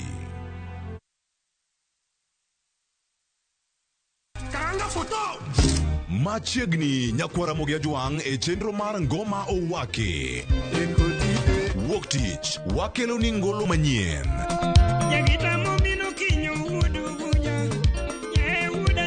Tich ariyo, Ras, Reggae owake. Tich adek, en odiochieng' mar twak gi jothumbe. Tich ang'wen, kama nene, waterie golo machon. Tich abich, Sukus owake. Kete manaka kod Papa Vic, ngoma owake, wuok tich nyaka tich abich, sa 10:15 odhiambo, nyaka sa 12.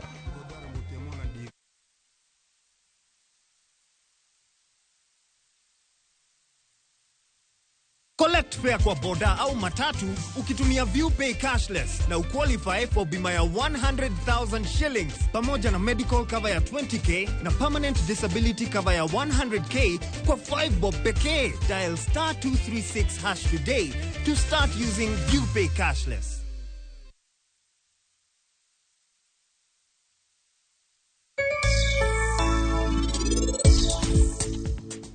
Ane mana nyuoli bihat.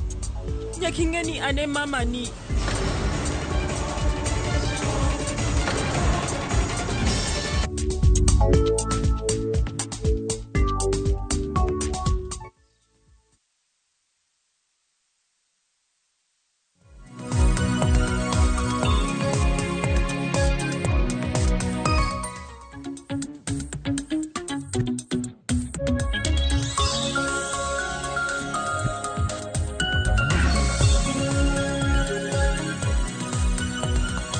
Oyaure kendo nyakwara Ramogi Ajwang' kamoro amora ma intiere okinyi makawuono. Ageno no okinyi mari dhi mbele e yo makare kendo machiegni ahinya e twak marwa mokwongo. Okinyi makawuono kama wadwa twak otudore kod thuon wach mar ni tije ni kure ne ojende.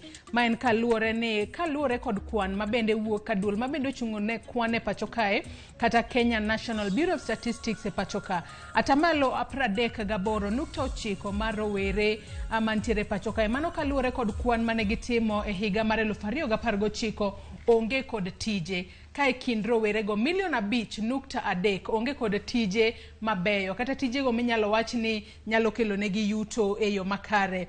Kopogore kod mano kaluwore kod kwano nogo mabende wuok ka Kenya National Bureau of Statistics e pacho kae, rowere madirom 800,000 wuok e kuondego mag tiegruok mag mbalariany higa ka higa kata isidho kondo higa ka higa, kendo tok mano to koro gidonjo kata onego bed ni gidonjo e sekta mag tije e pacho kae. Kata kamano onge tije moromo manyalo konyo e rwako rowere go duto madirom 800,000 mawuok e kuonde tiegruok, obed mago mag mbalariany, obed mago mag kuonde mag tiegruok mag TVET. Manen kaluwore kod nok mag tije mabende nitiere pacho kae. Mano emomiyo nyakwara Ramogi Ajwang' Okinyi makawuono antiere koda Victor Ogalo. Victor Ogalo en jalup jata tije maduong' mabende ochung'ne wechego mag ohala ka duol ma ok mar piny owacho mano mar KEPSA, Kenya Private Sector Association. Ka bende odiochieng' manyoro ne gisidho ayanga chenro mabende biro konyo e neno ni onya thuolo mathoth mag tije pacho kae, kendo kaluwore kod duolno mar KEPSA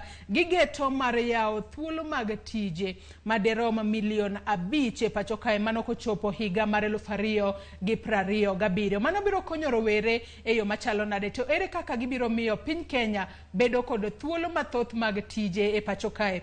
Machiegni ahinya Victor Ogalo, kinyi makawuono e studio marwa. Erokamano. Ichiw nade? Achiw kara, awinjo ka nyangafu. Mana kaka sewacho odiochieng' manyoro ne osidho ayanga chenro mabende idendo kanyo ni Kenya Youth Employment Entrepreneurship Accelerator Program. Chenro mabende ne osidh kanyo kod jalup jatend piny Kenya mano Rigathi Gachagua. Ka bende Rigathi Gachagua nowacho kanyo ni chenro makamano geto mar yawo thuolo mag tije maderom milion 1 e pacho kae. Ka bende un korka koru KEPSA wacho ni uparo mar loso thuolo mag tije maderom milion 5 mano koromo higa mar 2027. Nyako Ramogi jong maneno wa okinyi makawuono nyalo bedo ni penjore kata ji ne penjore e mbui kata sache mabende ne wachwalo posters magwa ni chenro makama en chenro mageto timango ahinya mano mar Kenya Youth Employment Entrepreneurship Accelerator Program. Erokamano Joyce. Tije to nitie to bende gionge. Tije nitie to kendo gionge kaluwore gi kaka wasebedo ka watayo economy marwa niendi. Aina ji ung'iyo ga ni white collar jobs gine tije. Tije mag office mibedo kacha to peno ni savichai. Isavichai mkati moro mowirni e bathi kanyo endi. Not necessarily mago tije machon nikech mentality mosebedo godo makata kwa this school to nonyiswa ni so many vijana mwisho mtafanya nini? Mwisho mtapata kazi bora. Koro aparo ni gino ingane en wer mwa oero kwa tindo to rikaniendi gi jok ma otelo no matin. Mano endi gima ne giwero to kendo ne gineno ni tich en tij office ka koro wabedo ka ine office moro to kama piny ochomo mbele ka endi in fact from higa mar 2015 kit tije odhi kopogore. Abro lero kanyo kaka kit tije odhi kopogore omiyo kata mana school mwadhi training mwatimo ne nyithindo onengo bedni neno ni to tije aina mage mwadhi bedo godo mbele kaendi nikech higa mabiro higni 8 mabiro tije madhi wuok in 2030 pok ong'egi sani endi pok ochak kata losgi but gine magi dhi bedo tije ma ji timo sechego endi. Koro mokwongo agombo ni ka in nyathi madhi e school ma in kwan mar ji 800 mawuok giendi kik ininde badi kata kik ininde iti ni gik misomo ka ni tich midhi timo mano idhi bedo frustrated ahinya. Inyalo bedo ni somo engineering to nyalo dhi yudi kata mana kenet kitiyo hospital. Mantiere ni ponono weche mag somo nyalo lokore. Ji nyalo bedo ni ok icham sombi. Gimisomo no opogore kod gima koro ibiro timo. Ngimani mapile ka gina neno ka frustrate ji mang'eny nikech itieko school ichako applications mag tije imanyo tije maluwore gi gima ni somo. To training mar school onengo bedni mi ibedo ng'ama obwongo ne oyawore ma diverse ma opportunity modonje lweti mokwongo. Inyalo timo ang'owa, inyalo kwanyo. An owuon katieko school form 4 a very interesting story. Adhi abedo yore mag mjengo ute magero mang'eny buruburu umoja anyalo kwano kendo ang'egi to kapani kane the foreman oneno ang'awa achalo kagima an ga different training omiyo dhi oketa jatend jok matino ma koro chulo jogo endi pesa ineno ma endi gima timo 99 up to 2000 kaure kadhi e university. Okay, koro ne ok ang'eni awuok an university material ok anyal timo ok anyal yudo opportunities e mjengo. I had to go there. Yes, koro frustration ma nyithindwa ni godo ne gimanyo tije malore gik mane gisomo to mago tije matin. Tije nitiere elsewhere. Anyalo explain. Inyalo explain kalure ni kata chenro nogo mabende koro uchako ni mano mar Kenya Youth Employment Entrepreneurship Accelerator matiende ni otemo mar nyayo tijego mabende ponono ohelni matindo tindo ma ilose pacho kae to biro nyayo gi e yo machalo nade. Yes, okay. One gi experience konyo youths yudo tije to gima ng'eyo kabisa ni ka tich en achiel moyudore to ji 100 o apply to gite gin qualified. En ang'o mirango kuom ng'ato ka ng'ato mondo mi isiv gi oti ket gi piny ma ibed gi ji auchiel bed gi jadek mi kawo ng'ato achiel kuom ji 100. Nitiere gik ma employers rango. Irango attitude mari kata sami timo interview. Irango kaka ni ndiko application kata mana kaka indiko CV mari. Omiyo nitiere soft skills moko ma part of yudo tich en ni nyaka nyithindo puonji kaka ginyalo wuoyo. Bank iseketo certificate di piny ok wang'eyo certificate ni certificate wachang wan wang'in to be dhano bi wuoyo be ka en business be in ng'ama nyalo bedo gi investors mawuo ma convince investors ni onengo bed ni invest e gima kamaendi e business waniendi be in gi dok mamitno be nyalo persuade be nyalo hombo be nyalo lombo. Okay, mago skills ma employers ng'iyo. To mago bende wanyalo wacho ni gin skills mok puonj kata school kacha. Puonje school. Onego bed ni ji yudo skills makamago kanye. Kalure ni ponono mane mamiyo rowere mathoth onge kod tije. Koro mane gimiluongo ni coaching. Iluongo ni mentorship. Okay? Tibedo gi ng'ama nyalo mako badi ka sama idonje tich to puonji tich. Koro diere makama thuolo ma gik makamagi timore iluongo ni internship. Koro internship wasebedo gi program are 2011 miluongo ni Kenya Youth Employment Program. En chenro mwatayo between 2011 nyaka 2016. Gik man waneno ng'eny. To dhano maromo 10,000 nokale lwetwa. Nwatime Mombasa, Nairobi gi Kisumu. Aparo ni jok manyalo paro program no ndie bombe adek mawacho gondi nyalo neno ni ne wantiere kuonde gondi ka watimo gimiluongo ni internship and placement. Koro ka wasepuonji tich to wawuoyo gi members mago ing'eni wan association mag johala. Koro wawuoyo gi jowa ni wan gi nyithindo mwase train makidwaro jok minyalo ndiko yore mag internship kata permanent tinyalo kawo gi wan gi pool mar 10,000. Then mar ariyo bende gima wasefwenyo kabisa en ni nitiere mana training moko matindo tindo ma ka nyathi owuok kata mana class 8 to timne kata mana bang' higa achiel to ng'ama koro ready manyalo yudo tich. Gigi endi ema mono nyithiwa yudo opportunities nikech employers bende all gi puonjo nyithindo ma gidwa employ. Adwa ndiki achuli kata pod na chaka puonji. An adwaro ng'ama ready for the market. Koro mano endi kuonde madwa intervene kaluwore gi weche mag youth. Pok adhi e weche mag ohala matindo. Kuom ohala matindo mae kama bende tije mang'eny yudore. To kata kapok idhi e ohala matindo. Kanyaka sani wantiere kod mana kaka isewacho ni ponono ng'ato nyalo bedo kata ni osomo tijno mar mondo mi obed medosa, osomo kata tich mar mondo mi obed jafwambo. To sani isejiwo rowere ni nyaka sani kintiere mbalariany kacha kose sidhi kondo to pachi oyawre, bed kod paro moyawre ni yes asomo mar mondo mi abed jafwambo, asomo mar mondo mi ponono abed medosa, asomo mar mondo mi ponono abed kata japuonj. To kaluwore kod ngima moridore seche moko kanyal luar e tije makamago. Koro nego be na ya wiya mar mondo mi tim tije mopogore opogore. Nyaka sani wantiere kod rowere maderom 1,800 mawuok e kuonde go mag tiegruok higa ka higa kinde mutimo training mag gine rowere. Gin training e tije kaka mage mutimo negi mar mondo mi ponono wigi oyawre mana kaka isewacho ni kata nyathi motimo class 8 inyalo timne training makata en kono nyalo timo tich moro amora. A training mwatimo ok en academic, ok en mar kaka mar class chandi. Watimo training e gik ma nyithindo ok yud opportunity mar mondo puonjegi e class. Iluongo ni soft skills development. Gin skills ma jok mandiko ji dwaro ahinya. Ka wuok to an wuon tich, tawei chien.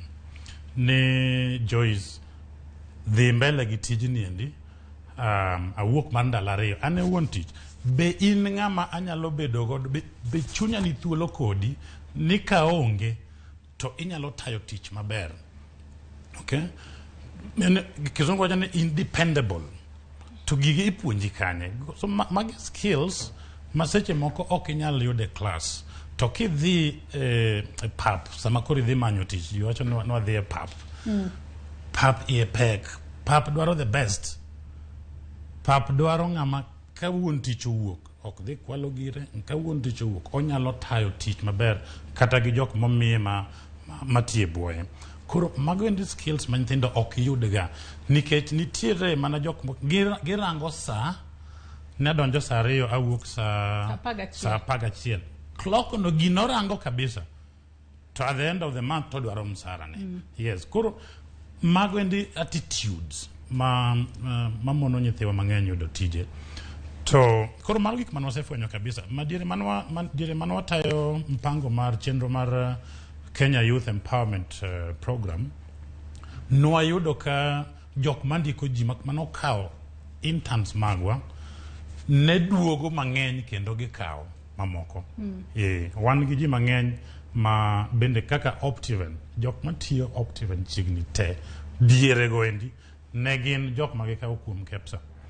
To are higa 2011 nyaka koro ne tok COVID, wasendiko gi programs matindo mwasebedo kawachano, wasendiko dhano maromo 1 million.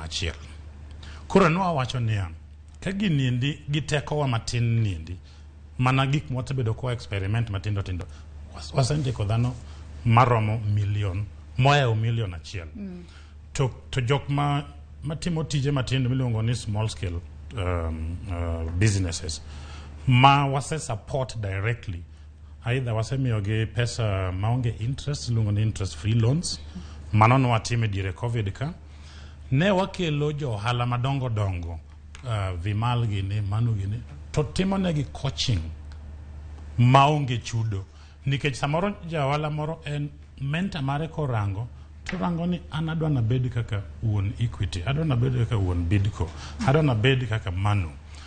To gionge opportunity mora mar biro romo gi jogi kit ngimagi.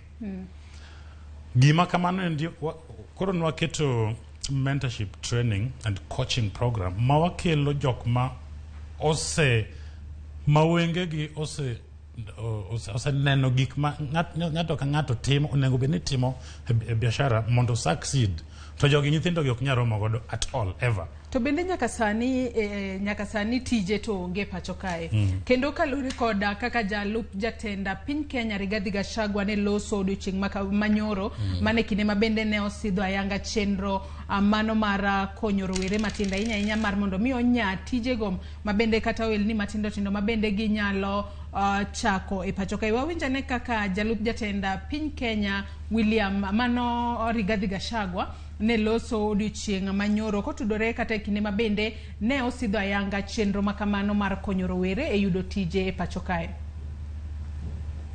We owe these young people some interventions of one kind or another. Many people have asked me how they can become friends of President William Ruto. I want to share with you the strategy. If you want to become a friend of President William Ruto, create 5 jobs for our young people and you'll be his friend. Create opportunities for our young people, you'll be his buddy. I feel good that an occasion has been set aside and prepared to discuss the future of our young population. They are the future of this nation, and we are genuine when we say so. Victor Manaka kiwinjo mano jalup jatend piny Kenya Rigathi Gachagua kano loso odiochieng' manyoro ka bende wacho ni kidwaro bedo osiep jatend piny to los thuolo mag tije abich ne rowere tibiro bedo osiepne. Nyaka sani rowere kinde ka kinde isidho kondo, higa ka higa isidho kondo, to tich magisomo tije onge. Ere kaka wanyalo loso thuolo mag tije pacho kae? Tinyalo los tije kaka mage manyalo konyo e ponono bugo mano bugo manitiere e nok mar tije pacho kae. Erokamano. Awinjo ka DP Rigathi Gachagua owuoyo kuom tije lose kata tije abich kata chiwo opportunities. Yes. Achaka nena gi tije abichgi. Tije abichgi gin tije manyalore kuom ohala ka ohala matindo giendi. Nitiere program moro mane, chenro moro mane wa loso e boka matie actually en program mamara miluongo ni e-commerce booster program. Samane COVID owuok mager niendi makoro tije ni loro to ji bende riembe tije iloro biashara to ji bende riembe tije no achako gimiluongo ni e-commerce booster program nikech nitiere ohelni ma gin mondo iusi ng'ato nyaka bi direct mang'iew gino endi to ere kaka pod inyalo timo tich ma kama endi ka olor ne ji ok nyalo wuotho madhi kata mana e supermarket kata mana nwachako gimiluongo ni e-commerce booster program ma implement bang' dweche 6 to results maneno lich. Results duong 2,600 ohendni mane wa train kinde mar dweche 6 kaka ginyalo golo gik ma giuso kuwuok e duknigi mondo dhi e duka miluongo ni electronic shops.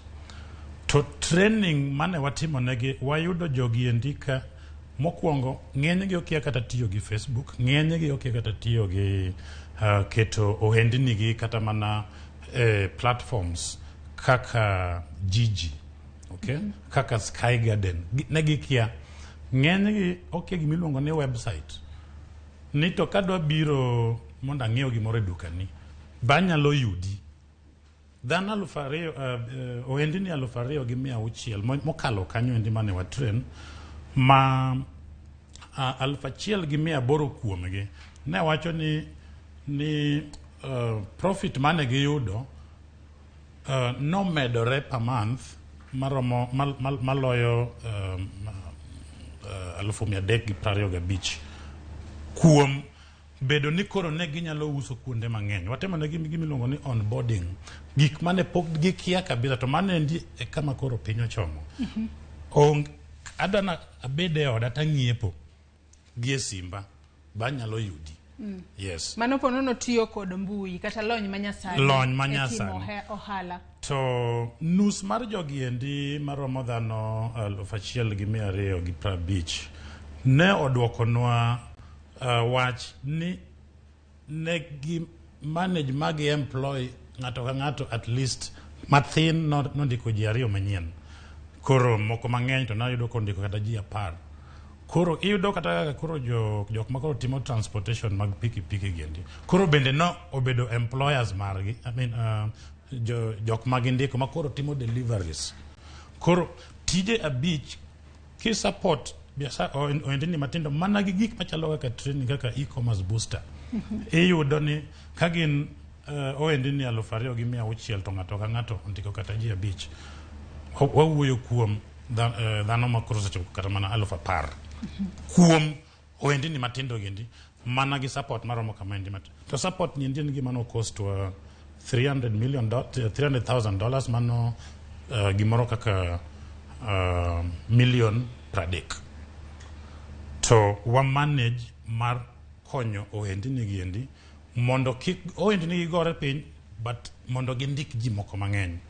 Koro kwa tiyo gi partners magwa to chenro makamagi endi wanyalo timo mang'eny kuonde mopogore opogore mondo ohendni matindo giendi oyud nafu, giyud rieko manyien magi nyalo timo godo ni kendo ginyalo ndiko. To bende ka ng'adi matina Victor bende thothne wayudo kata ka rowere gino maduong' ma ponono gi yuago ahinya to kata ka gisetieko skul.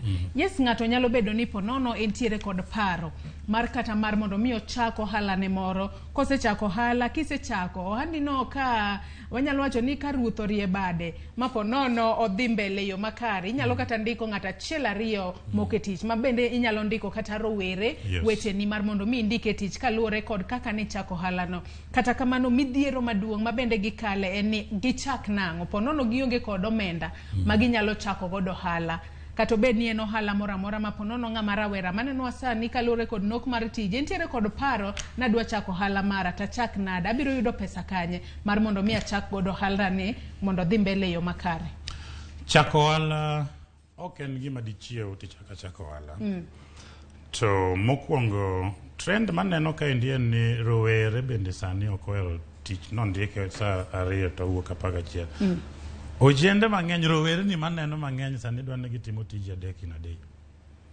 Onge matin sani manyalo yieno bede ofis nikech bende chudo michulo gi godo bende nok to ngima bende ni malo.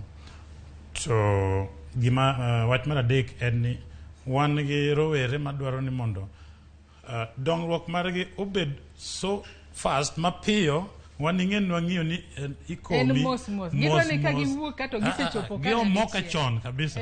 Koro onge kaka nyalo bedo ni ofis sa 2 nyaka 11.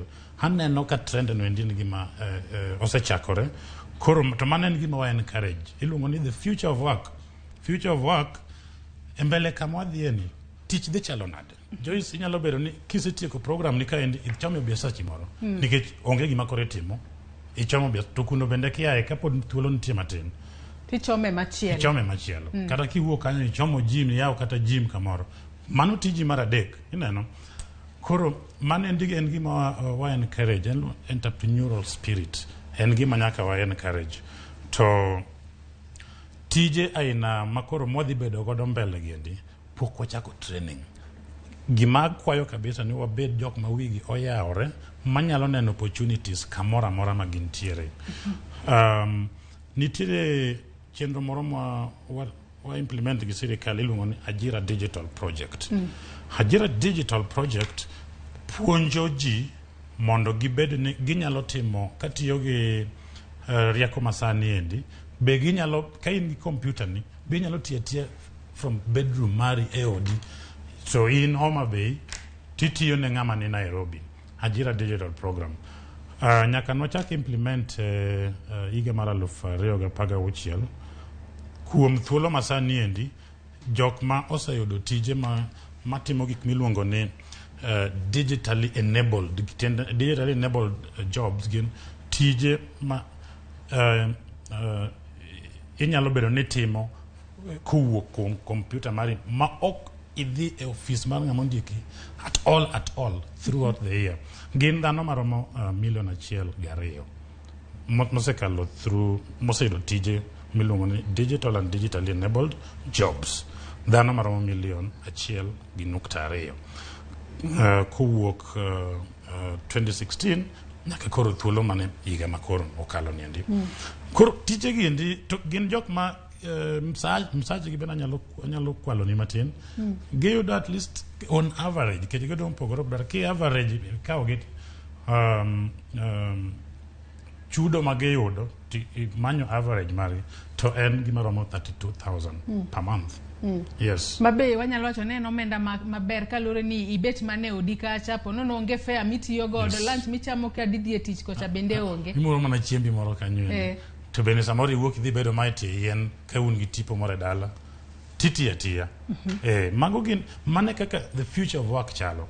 Omiyo kata ma jok mandiko ji ok gibi dwaro ute ma dongo mon office maduong'. Inyalo yudo kata ni desk achiel ji 3 law desk no achiel no ndi. To ng'ato podi penja kae kokale Facebook montiere live sani ni ochak nang'o. Koro kako nya chako kinyalo bedo gi hawi mi yudo tich moro mikoro chako ondiki to chak kungo moro matin king'eyo ni mbele ka indi in gi paro mar chako handi. Koro nyaka ichak kungo moro matin, itimo savings. Savings culture nichi winjo ka jatend piny wuoye. En ng'ama ofuwo ma ok save, ma chamo gigege te. Okay? Mano ok en rieko. Mano fuwo. Koro ka ondiki kod ondiki yudo mana 20,000 to be inyalo kete aside 2,000, mano 10% mar pesa no endi. Koro 2,000 kuom dwe ka dwe koromo ni 24,000 bang' higa, to inyalo liero pesa no tidhi kata mana iro wadu moro tinyiso ni bro, an gi wach machalo kama, adwa chako tijni endi, an gi pesa ni e lweta. Be inyalo, nikech sources mag income en either idhi ooli e bank kata family donations gi savings magi en nikech tich samoro chuno ni nyaka ibed gi pesa ke nyaka ichaki. Koro nyaka wabed gi savings culture. Kiyudo kondiki, kik icham mwandu gi te ni kiny ne chak idhi rie badi to koriembi to idong' gi lweti nono. Be inyalo kata chulo rent mar dwe mokwongo bang' koseriembi? Ok inyal. Koro nyaka sources mag yudo pesa michako go ohala gin bank, savings mamagi to gi help mag family. Koro and then bende nyaka ibed gi plan ni to adwa chako matin to pesa man godo ni bende nyalo chako na. Okay? To ka ok onya chako na, en ohala mane manyalo timo gi pesa man godo ni endi mondo adonge kata koro kosebedo maduong' to koro abi achak ohala mana dwaro cha. Koro ok ochuno bende ni midwaro ni endi manyaka koro ichak godo. Inyalo chako gi mamoko matindo ma pesa ni no endi nyalo romo mondo idong pesa no. Koro ka i-convert oduoge gima ne dwaro timo. To Victor, mana kaka bende isewacho ni rowere masani gin rowere ma ponono kata kochako ohala kata ponono kondike kacha teno dwaro ni odongre mapiyo piyo. Mana kaka itiyo kod ni wachno ni moka piyo. Gidwaro ni ogi omoka piyo mar mondo mi kata koneno nyawadgi moro ponono ose omoka piyo, nyiewo nyamburko ne moro, nyiewo kata ode moro. Ponono nitiere ohelni moko ma ginyalo chako manyalo miyo gi omoka piyo kaka rowere ohero ni gik madhi mana mapiyo piyo. Makata ponono kisebedo kikungo pesa ni kacha kata kiwacho ni idhi e family mari kacha mar mondo mi kwa hola kata kitiyo kod bengi kaluwore kod pesa mintiere godo. Bende nitiere ohelni ma ponono wanyalo wacho ni gin ohelni manyalo timo mapiyo gigo ma rowere ohero sani. Ka in gi hawi kata hala kata tije. Ka in gi hawi to seche moko sulwe olwar e lweti to ok olwar ne ji te. Omiyo wek rango wadu, kineno ka wadu nindo gotieno to dhode osiko we nono to kwale. In kikitem kikiwe mari. Inyalo chiewi yudo pap. Inyalo chiewi yudo ka pap emodong' e odi. Koro wawe rango neighbors wa, ji jukore dongo ji jukore. Omiyo sani inyalo bedo kiwinja sani to pod in kata mana ng'ama ni e secondary to inyalo tieko miyud tich moro maber masuri rware lweti mi po kikalo kama Victor nitiere sani. Dongo ji jukore to ji ng'ado yore mopogore to nitiere kit tije moko to gitin kabisa ma bende kolware lweti to paro ni inyalo moka piyo. To sana tich manyalo miyo moka piyo gin en ohala. O timo ohala, ok andika midhi office. Timo ohala makin gi pesa ni matin tidhi waro gigi moko China, idhi waro gigi moko Turkey. Seche moko itimo consultancies. Samoro ina graphic designer, samoro ina software engineer, idhi gero ne ng'ato timo package moro ma koro ginyalo tiyo godo to iyudo kichuli gi niendi pesa ma balang' kabisa. To trainings moko mabiro mbele kendi kaka bedo a data analyst, bedo data scientist, bedo computer engineer. Mago endi gin skills ma tije mantiere kuondego ng'eny kendo medo dongo to wan gi shortage mag jok manigi rieko mantiere kuondego endi. To tije madhi yudore in the next 5 years, 8 years, 20, 30, gin tije mane space ma technology ema dhi timo ang'owa, gidhi bedo ni gin dependent e technology, rieko manyasani endi, ma gin kuonde ma paro ni kod ibed mana nyathi madhi timo medicine. Medical analysts idwaro, okay? Koro inyalo bedo ni timo medicine, but idwaro bedo an information specialist e yo mar thieth, okay? Gin gik madhi dwarore kabisa. To gin tije ma nikech gin wan gi shortage, iyudo kichulo gi pesa mang'eny. Koro kidwa omoka, to manyane na skills. There's some publications moko wuok Geneva, mowuok World Economic Forum. Rangana into the future of work chalo nade. Mondo yawi kimanyo training midwa timo, publications gwendino chako wuok higa mar 2015 to giyawo wich kabisa. Gimi nyaka ni to gin nembni adi mag tije madhi wuok e space niendi ma pok ochako bedo trend to dhi dwarore. To Kenya kaendi ka wadwa timo gik makoro jatend piny na wacho na wadwa timo mondo oyaw opportunities mag yudo tich, gigi gin kanye. IT related digital economy jobs, karomo 2025 wadhi dwaro tije e space noendi maromo 2 million by 2025. Jobs, potential jobs minyalo mawanyalo create kanyo endi gin 2 million. To iyudo ni kadhi GDP chelo naonge dholuo, onyalo kelo dongruok ne uchumi maromo $100 million, $108 okay? Manyalo wuok e IT related digital economy. Matine ni mago kore tije ma rowere masani onego bed ni paro ka giluwo sector no. Kabisa. Tije go waneno gi ni gidhi dwarore ka nikech mokwongo e piny mangima aparo ni wan gi nyithindo ma IT sector marwa osedongo, kendo kirango kata mana cost marwa ni piny ne South Africa by 50%, ni piny na UK by 70%. Tiende ni jo investors madwaro biro kaendi mondo chak tije e Kenya kaendi madhi dwaro skills giendi. Gima kelo gi Kenya momiyo gidhi Tanzania kata Uganda nikech skills giendi waberie kabisa, to pokwa dongo gi moromo to waberie kabisa. Omiyo jok man gi skills aina giendi iyudo ni gin jok ma ok nyal ndiko permanent. Tang'o monego bed ni timo mar mondo miyo dong skills makamago moromo, mana kaka iwacho ni skills makamago ji to nitiere godo adiera to pok odong gi moromo kaka dwarore mar mondo mi kochopo higa mar 2025 to kochopo sechego to iyudo jogo madirom 2 million manyalo donjo e tije makamago. Koro nyaka wa create opportunities madhi ywayo skills giendi, okay? So, nyaka wa create those opportunities madhi ywayo skills gi. To bende wanyalo train gi maka jo South Africa dwaroge to kawogi mana gi ka Rwanda dwaroge, sana Rwanda nigi ji mang'eny magindiko mowuok e Kenya man gi skill sets giendi, okay? Kidhi West Africa bende jok ma osebedo employed mowuok Kenya bende ng'eny. Tiende ni magi koro why export skills opportunities maromo onge Kenya kaendi.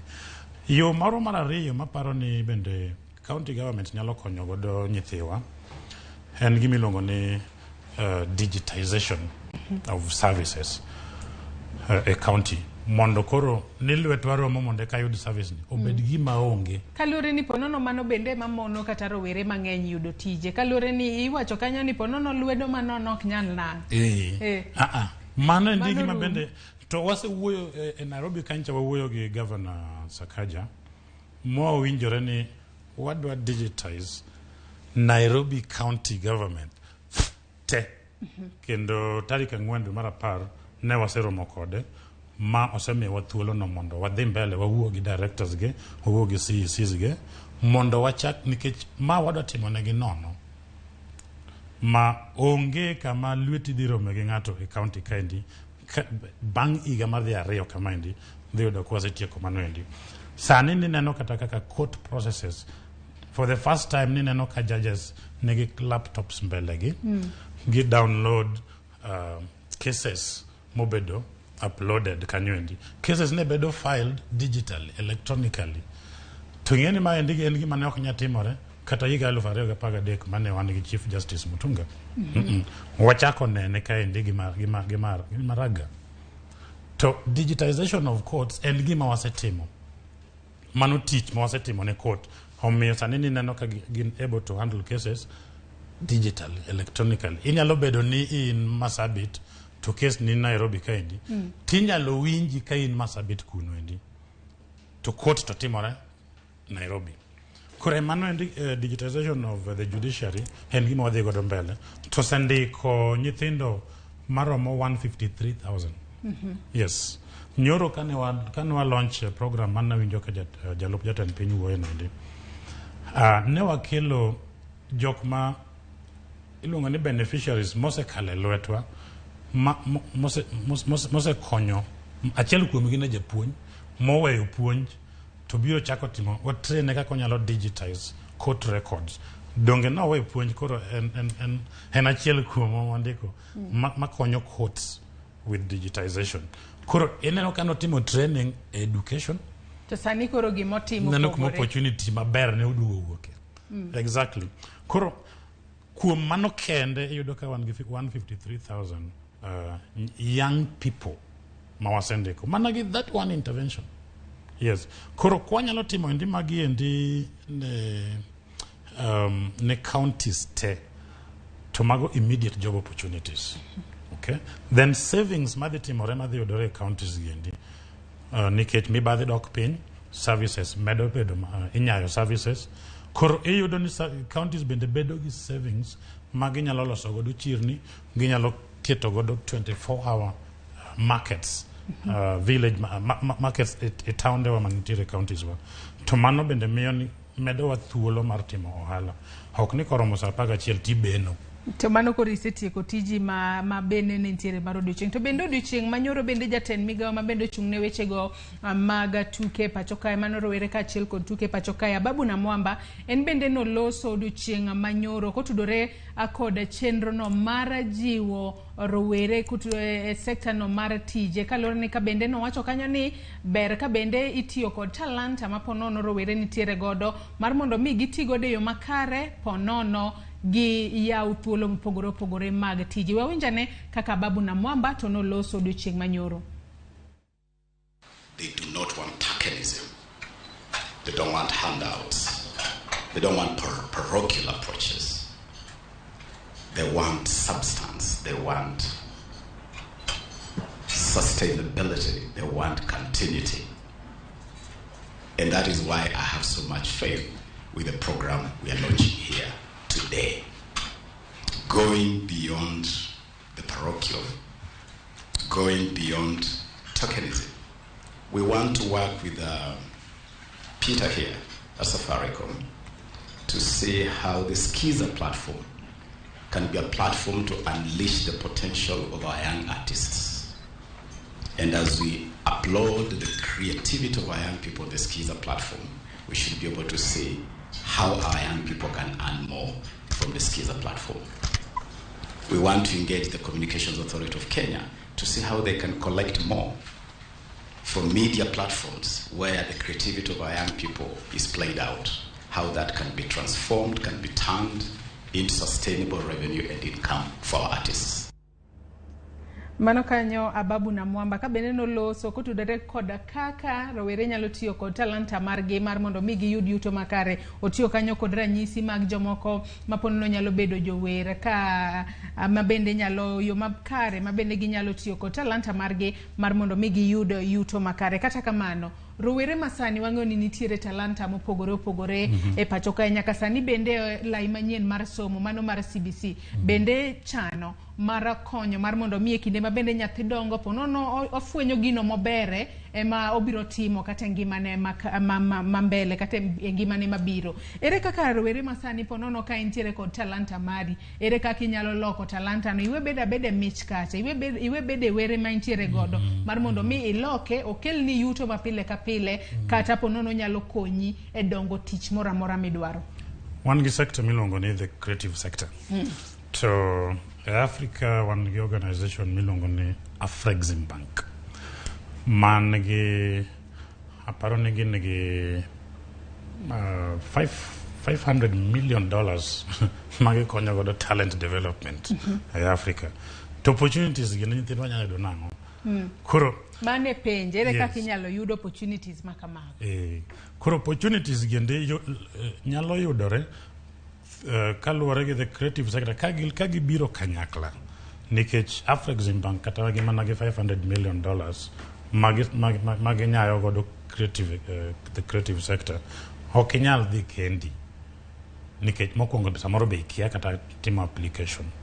To kubedo association mar the creative sector to unyalo approach Afrexim Bank as a society of creatives to unyalo yudo hola kendo unyalo yudo jok matrenu nono to hola ni bende unyalo yudo interest free ma ka en gima iduoko to ok ochuno ni nyaka uduoke kata gi pesa mang'eny.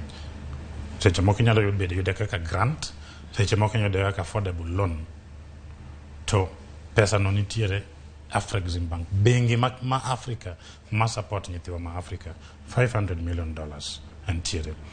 To ka in gi talent to bende inyalo biro ir KEPSA mondo osiemni yore moko minyalo bedo kinyalo konyori godo to nyaka ibed a member mar KEPSA. But kata ka ok in a member nwa konyo ohendni mang'eny diere COVID kendi ma ok gin members mag KEPSA. SMEs maromo over 10,000 mane wakonyo through training and coaching. Moko bende nwamiyo interest free loans mochakore gi 100,000 nyaka 1.5 million mane wachiwo tiduoko within 6 months maonge interest mora mora. Koro opportunities gintie to nengo wamede yaogi to jok madwaro gi bende nyaka wuog oko. Koro achiel kuom programs ma wase develop en mane koro wa launch nyoro niendi. County business hubs achiel kuom pillars mag program waniendi and small business acceleration ma kendo wan gi jok mane ose chiwore ni gidhi konyo. Anyalo rangane achiel kuom gi moko kuom gi mano ose chiwore achiwa ni gidwa konyo mondo gi develop different counties to mana gi governors moyie. County business hubs, a small business acceleration program. County business hubs, county youth innovation and entrepreneurship awards mabende wadwa dhi chako kuom pillar achiel mano, and annual county business index and competitiveness. Even jo hi penya ni competitiveness enango gi dhulu no ena bedo gi teko ma inyalo iheo joweteni kuom timo ohala, iheo joweteni kata ka en cost mar timo ohala mari ne piny, kata ka en ber mar gimiloso mari ni malo moingo mano competitiveness. Koro wadwa tiyo gi county government mondo wa establish county business hubs. Waneno ka nitiere tije maromo 510 ma kowa bedo gi county business hubs, innovation and entrepreneurship awards to watiyo gi partners mago kaka Chandaria Foundation, Nairobi Stock Exchange nosedonjo wacho ni gidwa dhi konyo mano, Corporate Council of Africa all the way from US, Aseli Africa Management Institute. Aneno aka kwano gi kato giheo EABL, Lafarge, Unilever, World Economic Forum, chenro makamano. To nitiri tije makano wagoyo to wayudo ka 510,000 jobs dhi wuok kanyo endo. Madhi wuok okale chenro makamano. Yes. Victor dwani mak na mana parono gi kanyo kalore ne gisani nyakwara Ramogi Juang yeno mar mondo mi wakaw yoyo matin bro duogo wadhi mbele kod twak mar imedo twak kodwa yoronwa penjo kata ote mora mora minyalo bedo godo e namba wa mar 36000. Facebook kata wantiere live yudo Ramogi TV, Twitter @Ramogi TV, YouTube bende wiki kwil godo yudo TV. Omodho mana pi matin kende kaito waduogo wadhi mbele kik idhi mabor.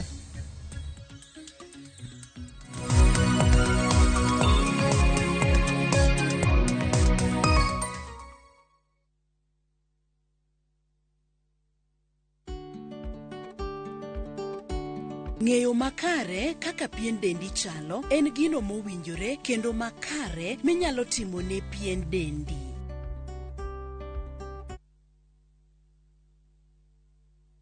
Collect fare kwa boda au matatu ukitumia ViewPay cashless na uqualify for bima ya 100,000 shillings pamoja na medical cover ya 20k na permanent disability cover ya 100k kwa 5 bob pekee. Dial *236# today to start using ViewPay cashless. Biro machiegni e Ramogi TV. Pichutieno.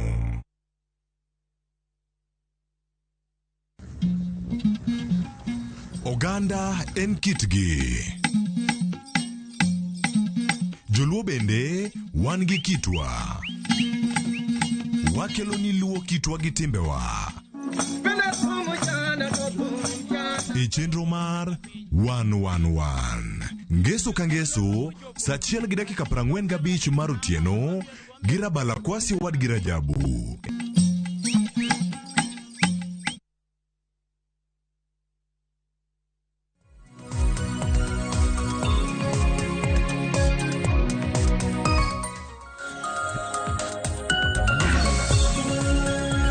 Machiegni kendo nyakwara Ramogi Juang wadhi mbele kod twak mar okinyi makawuono kama ntiere kae koda Victor Ogalo ma en jalup jatatije maduong' ka duolno maok mar piny owacho mara KEPSA. Ka bende watwako tudore koda kaka rowere nyalo loso thuolo mag tije pacho kae ma en kaluwore kod nok mar tije ma bende nitiere pacho kae. Ka bende odiochieng' manyoro jalup jatend piny Kenya Rigathi Gachagua nosidho ayanga chenro ma bende biro neno ni olos kata oyaw thuolo mag tije madirom 1 million ne rowere ma bende yudore e pacho kae. Kaluwore ni nok mar tije e kin rowere na achiel kuom midhierogo ma bende rowere kale ahinya. Ka moko kuom gi kosesidh kondo e kuonde mag tiegruok mopogore opogore, obed mago mag mbalariany kata mago mag TVET, to ka giwuok oko kacha to onge kamoro amora ma bende ginyalo soe wigi kaka kuondego ma bende ginyalo tiye. Ka bende Victor nyisa ka ni nyaka sani ka in rawera to nego bed ni iyaw pachi ponono gino misomo ok en gino kata ok biro yudo tich e sekta makamano. Miyo rowere duto yauru pachu mar mondo mi ibed thuolo mar yudo tich mora mora manyalo kelo ni yuto e yo makare. Bende anyisi nyakwara Ramogi Juang ni nyalo tudri kodwa, ichwalonwa ote mari kata penjo mora mora kokalo yorowa mag tudruok kama bende wantiere live okinyi makawuono. Ka bende kasomo moko kuom ote ma bende aneno ka joneno magwa oronwa okinyi makawuono, abiro mana somo ote matin ahinya. Anyango mako piyo jagogo Katuma wacho ni en bende odwaro tich, en kure. Mana kaka iwinjo Victor Kai osejiwo rowere ni gisani onego bed ni yawo pachi mar mondo mi ibedo koda thuolo mar yudo tich mora mora ma bende nyalo bedo e pacho kae. Betha Onyango wacho mana ni maka ne gin siasa, ng'ato ka ng'ato ong'i mana ngimane, onge yo mora mora. Odhiambo Minda ja WMN wacho ni onenowa makare, ka bende owacho ni omor kod tich, kata kamano owacho ni wamiyo gi jip makare ahinya kotudore kod wechego mag tich. Eric Geda bende wacho ni onenowa yo makare kendo winjowa maler.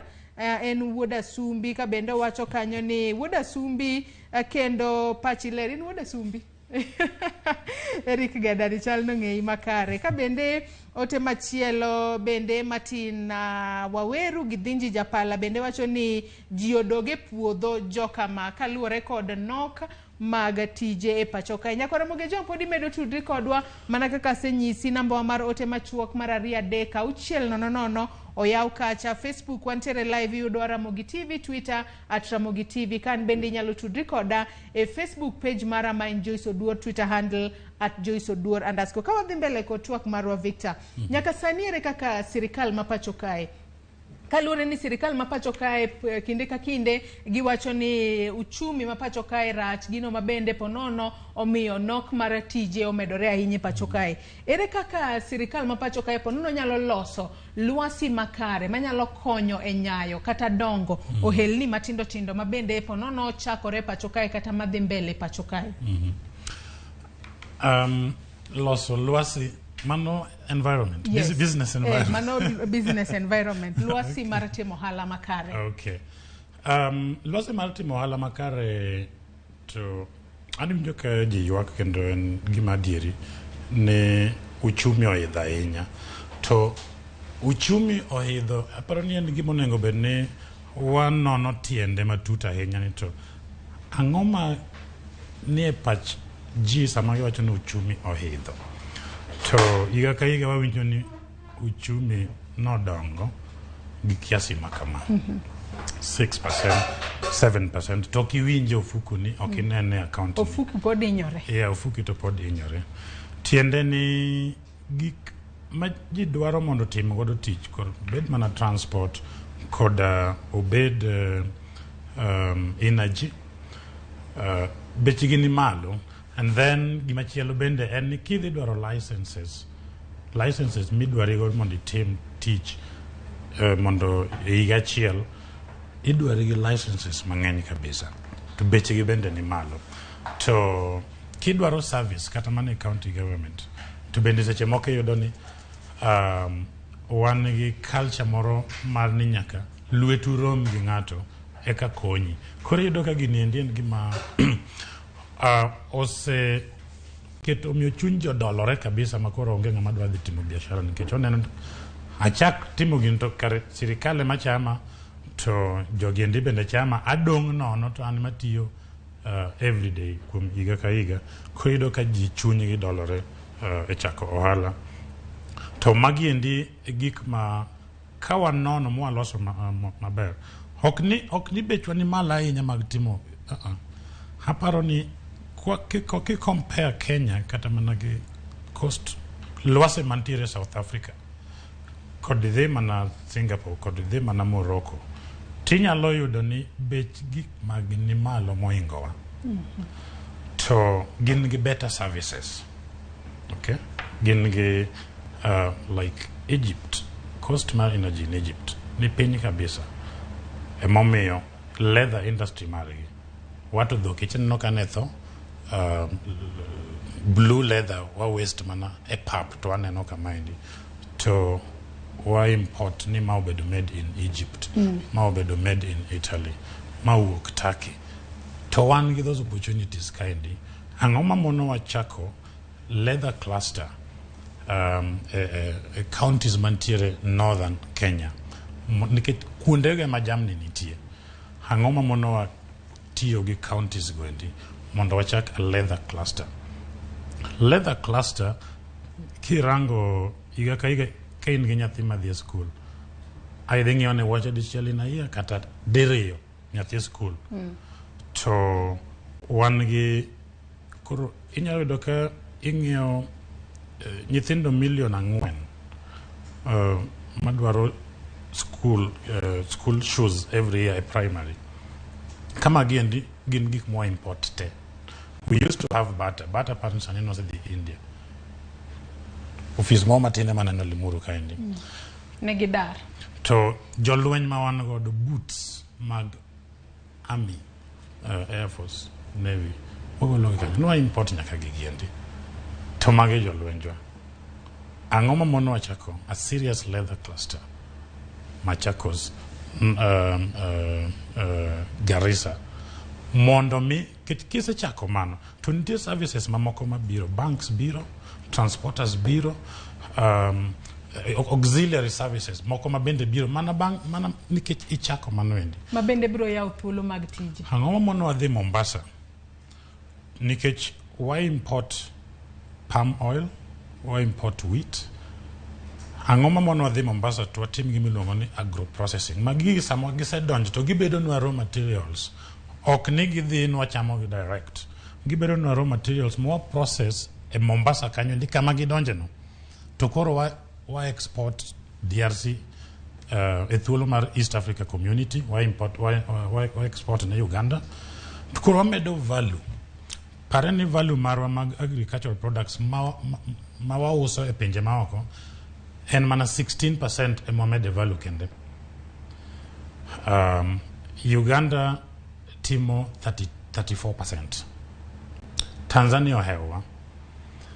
To iyudo ni kwa nyalo mana keto value mar agro processing kata mana gi hata malo pra beach. Okay? To kanyo ndi wane gi tije maromo 115,000. Madhi wuok mana e Mombasa port from agro processing. Okay? Kuro tije gintie to wanyalo tiyo gi governor ma Mombasa mondo wachak gima chalo kamano. Okay? Kuro asenyisi kuom leather construction kata kirango. Watimo construction mang'eny. To wa import iron and steel. Okay? To wan gi raw materials ukambani kaindi. To need maro kata sama dhi gero northern corridor road. Wadhi dwaro a lot of steel mitiyo godo e gedo. To pod wa import steel gi iron to wan gi those raw materials kaindi. Be en gima wanyalo timo kata gi governor ma Kweni to wamanyo investors to chako gino endi ma ka waloso mang'eny moingo dwachwa to wanyalo export e pinje mag East Africa, wanyalo export to other African countries. Koro mago gin opportunities maneno clearly kanitie to pogruok madhi pogore ka madhi miyo gigi mondo timre en chako timo gima chalo kamano endi. Set the pace. Jok mamoko dhi follow. Koro county business hubs manyisi giendi wadwa mondo through the county business hubs wayua ohendni matindo maromo 200,000 mondo obed coached through these hubs. To innovation and entrepreneurship awards bende wamede godo. Koro kwa neni ka in tiji lera inya in more innovative to wabedo ga award scheme ma recognize talents aina goendi, rieko aina goendi. To wakilo jok mi kata mana medo jiwo talent ni, that innovation. And then county competitiveness industry. Wadwa mondo counties wa OPM gipiem e dongruok, gipiem e keto lwasi maber mag ohala. To obrutimo na assessment mondo wa rank gi ni to ere county maber time ohala moingo wadgi, mane man malo, mane moywa boto. To ok ni kaka ywa boto no wasiemo wanyiso no magi ma pod onego losi. Mane kama na nyisi ni 510,000 jobs nyalo wuoke bang' higa achiel kuom mano kende. Koket chenro go yo makare. Yes. To wadhi tiyo kodgi. Wan gi investors moseyie partner kodwa. Kwano ni mokapar. To then digitization of county processes. Wadachako gi Nairobi County. Intiere Nairobi bomba kaibo nano gima timore. Yudo tije ponono bro bedo kata mayot. Mana kaka isewacho ka pod wantiere wechego mag ponono tiyo koda alony manyasani. Neno ni rowere yudo tije. Rowere mantiere pacho ka bende gisetiyo koda mbui yo makare mar mondo mi giyud thuolo mag tije. Kalure ni nyaka sani wacho ni tiyo e mbui ber. To bende ging'eyo kako nego bed ni gitiyo kod mbui kata lony manyasani e yudo tije. Kalure ni nyaka sani bende kalure koda chenro mabende ne usidho yango duching manyoro bende udwaro mar mondo mi ponono udonga digital economy kata mano chenro mag ohelni mitime yor mbui kata tije mitime yor mbui.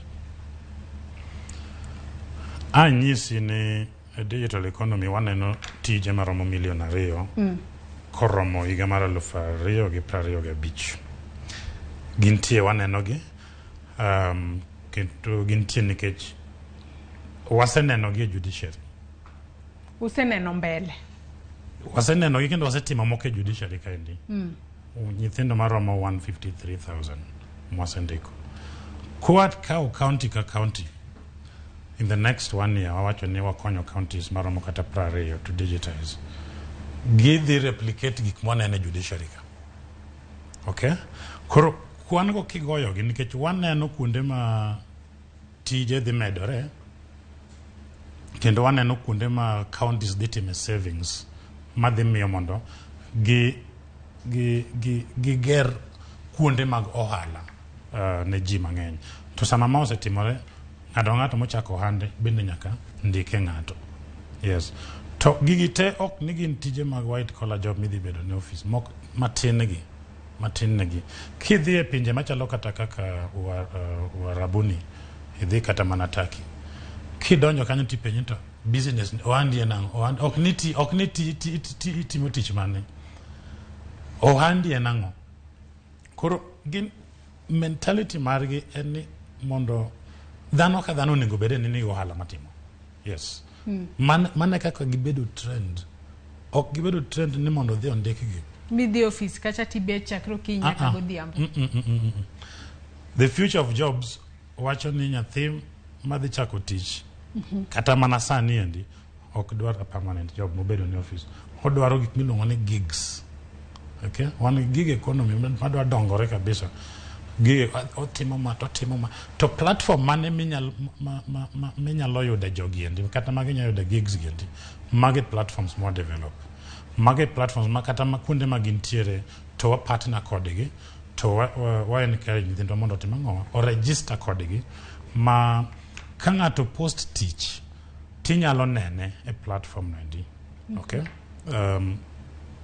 Gin platforms mang'eny ma through the Ajira Digital project wasekonyo godo rowerni matindo mang'eny sani ndi makoro yudo tije manyisi ni on average msara magi yudo en about 32,000 on average.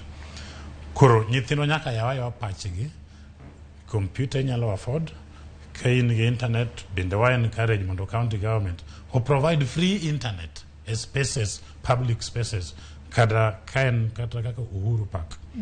To kata ka dhi Homa Bay to dhi kata mana Kisumu kuonde ma ji bede those public spaces. Mang'ato nyalo beta kacha to tiyo yo makare tiyo gi mbui. Ng'ato bendo nyisa e Facebook ka ni ji odoge puodho jokama. Puodho to ere kaka ji nyalo doke yo makare inya to rowere masani kalore ni ng'ato kosesomo maponono sidhe kondo. Ong'e ni en midusa ponono en ng'at mosidh kondo kaka midusa mokwonge gwengi to koro wacho ni anto aweche gi mag puodho to kanyale kalore kod weche kaka kalore kod somba. Puodho is a must. Onge gima chieng' moro inyalo chiewo ni kawuono to kadwa chiemo. Puodho is a must. Chiemo is a must. Omiyo en sector ayie gi ng'ano kabisa. Emano sector mok inyalo wacho ni biro bedo disrupted ni koro there comes a future makoro wanyalo wacho ni ji tindo we chiemo koro chiemo ji nyaka chiem omiyo puodho bende nyaka ji dhiye. To puodho ok en mar ji te. To kendo gi kaka wapuro. Problem aseche moko wan godo en wan gi parcels moko matindo iluongo ni non-economical parcels. Then gik ma wapidho gik ma kwere wan opidho. E lo achiel no ndi. To pok wawene kata lo thuolo mondo onya kendo mondo kata onind ma ok opure kata bang' higni 2 nikech mane lo ma in godo. Koro jok machalo kamago endi iyudo ni wa encourage mondo gi bed gi affordable fertilizer to bende gi bed gi extension specialists manyalo nyise ni lopi ni to konengi pidhe oduma. Lopi ni njugu aneno ka dhi konyi. To njugu ni kokonyi dhi yudo ohala mondo ing'iyo godo oduma mane idwaro pidho ka. Moro bende biro nyisi ni to kae to ber mana gi muogo marieba maber kaendi. Pidhuru marieba oduma kupidho ka to dhi tho. Unyalo ng'iewo oduma ka buoch to exchange gi marieba. Okay? Pod in mana go oduma no. Nikech iketo lopi ni into correct use. Mago endi koro e support makoro dwarore mondo ok ni kineno ni ng'awa dwa pidho oduma kucha chendo odumbe no dhi maber ibe koro ichako pidho oduma to lopu to pogore mari nigi achiya mare to ber manyalo nyayo oduma to ibe kasore kasa no oduma manyaka ipidh ka koro kosetho to chunyi bende koro gore wacho ni awera gi puodha wadhi achak riembo gik ma no rowere ma pod nigi teko ok ochuno ni ji te nyaka riemb peng un gi lo maninda ninda higa ka higa to in idhi Kasoria Center nudhi go mbaka nidwa riembo no to tekre to pod nitiere ma ndi opportunity. In fact, one of the opportunities ma aparo ni rowere ni godo en tekruok ma gin godo ma kaka ik gi medo dhi mbele to be kaka teko ni medo dhi piny ma ka rawera ok okawo thuolo motiyo gi tekre ne maber e wach mar pur ka in dala to un gi lo to mos ibo yudo ka teko ni odhi piny kendo idonje gi miluongo ni abject poverty. Koro en gima di mondo a encourage ahinya rowere ka in dala kiwinja to kirango dala kanyo tineno ka un gi lo dhi teme puro lobno bede uru gi association moro munyalo dhi ng'iewo godo fertilizer ma beche ni piny bede uru nunyalo luongo extension farmer specialist manyalo biro advice samo winjore gi keto fertilizer samo winjore gi komo kako winjore ido mago ende gin koro kwa e pur kende bende wan gi ywagruok mang'eny mag 30% mag chambwa mawuok e puodho kethore nikech storage bende waonge godo storage malong'o storage facilities koro kigole puodho to by the handling kind is a lose 30% of it. Koro mage trainings ma kata ka ng'ato dwa dhi dok e puodho to nyaka obed gi rieko aina goendi ni to kigolo oganda kata mana Lodya Beach to bech oganda ineno ka dhi bedo mbele dhi idho malo mbele kama wadhi ni to ere kaka idwaro kano oganda ni mathoth ok ochame mondo kochopo kanyo to nengo ne pod yudo yuto ni makare. Mago endie gik makoro kata kidhi e puodho to kidhi adhi e puodho ni in kori puro nyaki puodho be ipuro gi rieko moro matin bende nitiere madwarore kamano to puodho is a must nikech onge chieng' mabiro we chiemo ji nyaka chiem pile. Sesumo paro makare ahinya ne joneno mago ahinya to ne rowere kata ojende ma bende neno okinyi makawuono. Penjo moro bende aneno ka ipenja kae kod Evans Onyango ka bende openja kae ni to bende chenro ma bende utimo ni mano mara puonjo ji ahinya to mano motudore kod wacho kae ni ponono gin sumo paro kotudore kod kata manyo rieko kotudore kod kaka tije dwaro. Wacho kanyo ni ondike kae ni marketing skills development. Utimo gi nono kositimo gi yo machalo nade mano market oriented skills development? Gigi watimo nono program wagiendi timo gigiendi gik ma wacho giendi kao ohendni maromo 200,000 keto gi through county business hubs mondo timne gi training madwarore mondo gibede ne ginyalo the bank koro magi access pesa nikech sometimes iyudo kata ni okinyal attract financing nikech pok i-package business ni niendi ma kata ka ng'ato dwaro bedo partner ni mondo udongru kanyakla to nyalo neno ni nitiere opportunity ka. Koro mano endi those are the kind of trainings mondo iyudi jok milongo samoro kata ni angel investors jok ma samoro biro keto mana pesa to ng'iewo shares e biashachi no endi koro udongru kanyakla ere kaka inyalo keto biashachi no endi maywa jok man gi pesa mamanyo opportunities ma gidwa invest mago trainings maparo ni wadhi timo and then policy wise bende wa sundo sirikal mondo kete pesa gimiluongo ne credit guarantee scheme mind en chenro ma paro ni waseyuak ne sirikal kuom igni mang'eny. Aparo ni credit guarantee scheme nwachako wuoye higa mar 2012 to igni 2 mokalo eka koro ne waneno tim ka koro ne President Uhuru administration mar Uhuru oyawo credit guarantee scheme but en gi pesa matin onengo waket pesa kanyo endi mondo ka jawala kawala matin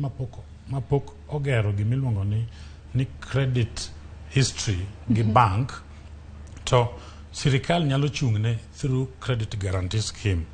Owacho no dwaro $1,000,000 tinyalo miye mayot. Sirikal wacho ni a guarantee 70%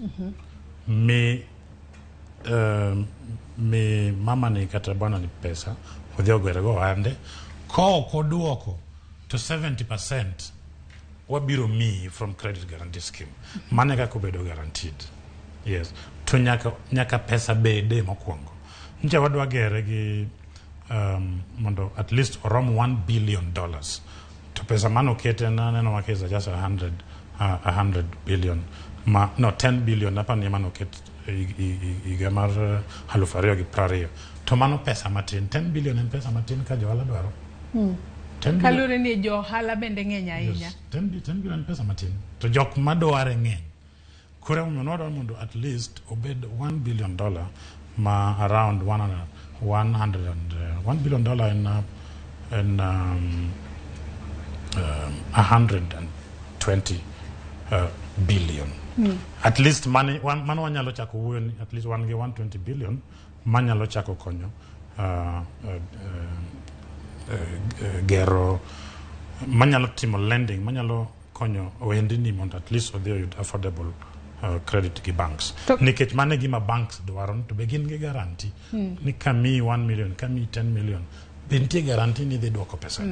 Koro ka credit guarantee scheme ochung'nie tinyalo holi nikech mano samaro kamano onge to koro ni to in gi title deed imanyo yore ma koro inyalo pay godo mapono no nyalo miyo kata ng'ato dok chien ngimane. Benda ngiso nyakwara Ramogi Jwang ni ote magi penjo mora ioronwa e namba mar 33600 Facebook, YouTube kaachiel kod Twitter. Benda nyisi ni nyalo tudri kodwa yudowa kacha Ramogi TV. Kasomo moko kuom ote ma benda neno kuoronwa gi sani ote kaachiel kod penjo mora ma bende nyalo bedo godo kotudore kod tije ni kure ne ojende. Ka bende penjo ma bende wapenjo kawuono en ni tije ni kure ne ojende. Kalore no ojende mathoth ahinya sani osetieko tiegruok to onge kama giso e wigi. Kasomo moko kuom ote kata mane penjo ma kawuono tije ni kure ne ojende. Ote mano kanyo mar Odhiambo Minda jayue meno wacho na neno wa maler ka bende wacho ni bidho wach kanyo wacho no mor kodwa tich to onge makata ana wi amena koni erokamano kuom ote makamano. Eric Geda wacho ni oneno aneni kenda winji maler wuda sumbi iriek kendo pachi ler. Ote makamano wase somo ote machielo monyalo yudo kanyo mabende joneno magwa podi medoro nwa kata nyisi ni wantiere live. Rolex Odhiambo wacho ni donge awinjo ni tich idhi chak machiegni e gedo mag ute manyasani Nairobi. Mano bende nyalo konyo konyo rowere oyud tije yo makare. Erokamano ahinya Rolex Odhiambo kuom ote makamano. Honorable Engineer Martin Odhiambo wacho neno chenro maler ka en Nairobi Umoja Inako katwak berndi but wakwayo ni chenro makamano be okele Nyanza koni. Kata kamano winjo kaka Victor Galo wacho ni gisechaka yanga chenro mabende gibiro bedo godo kanyayo dongruok mar ohelni michako kata ohelni maderoma 1,100 mabende ichako e buo chenro no mar County Business Hub.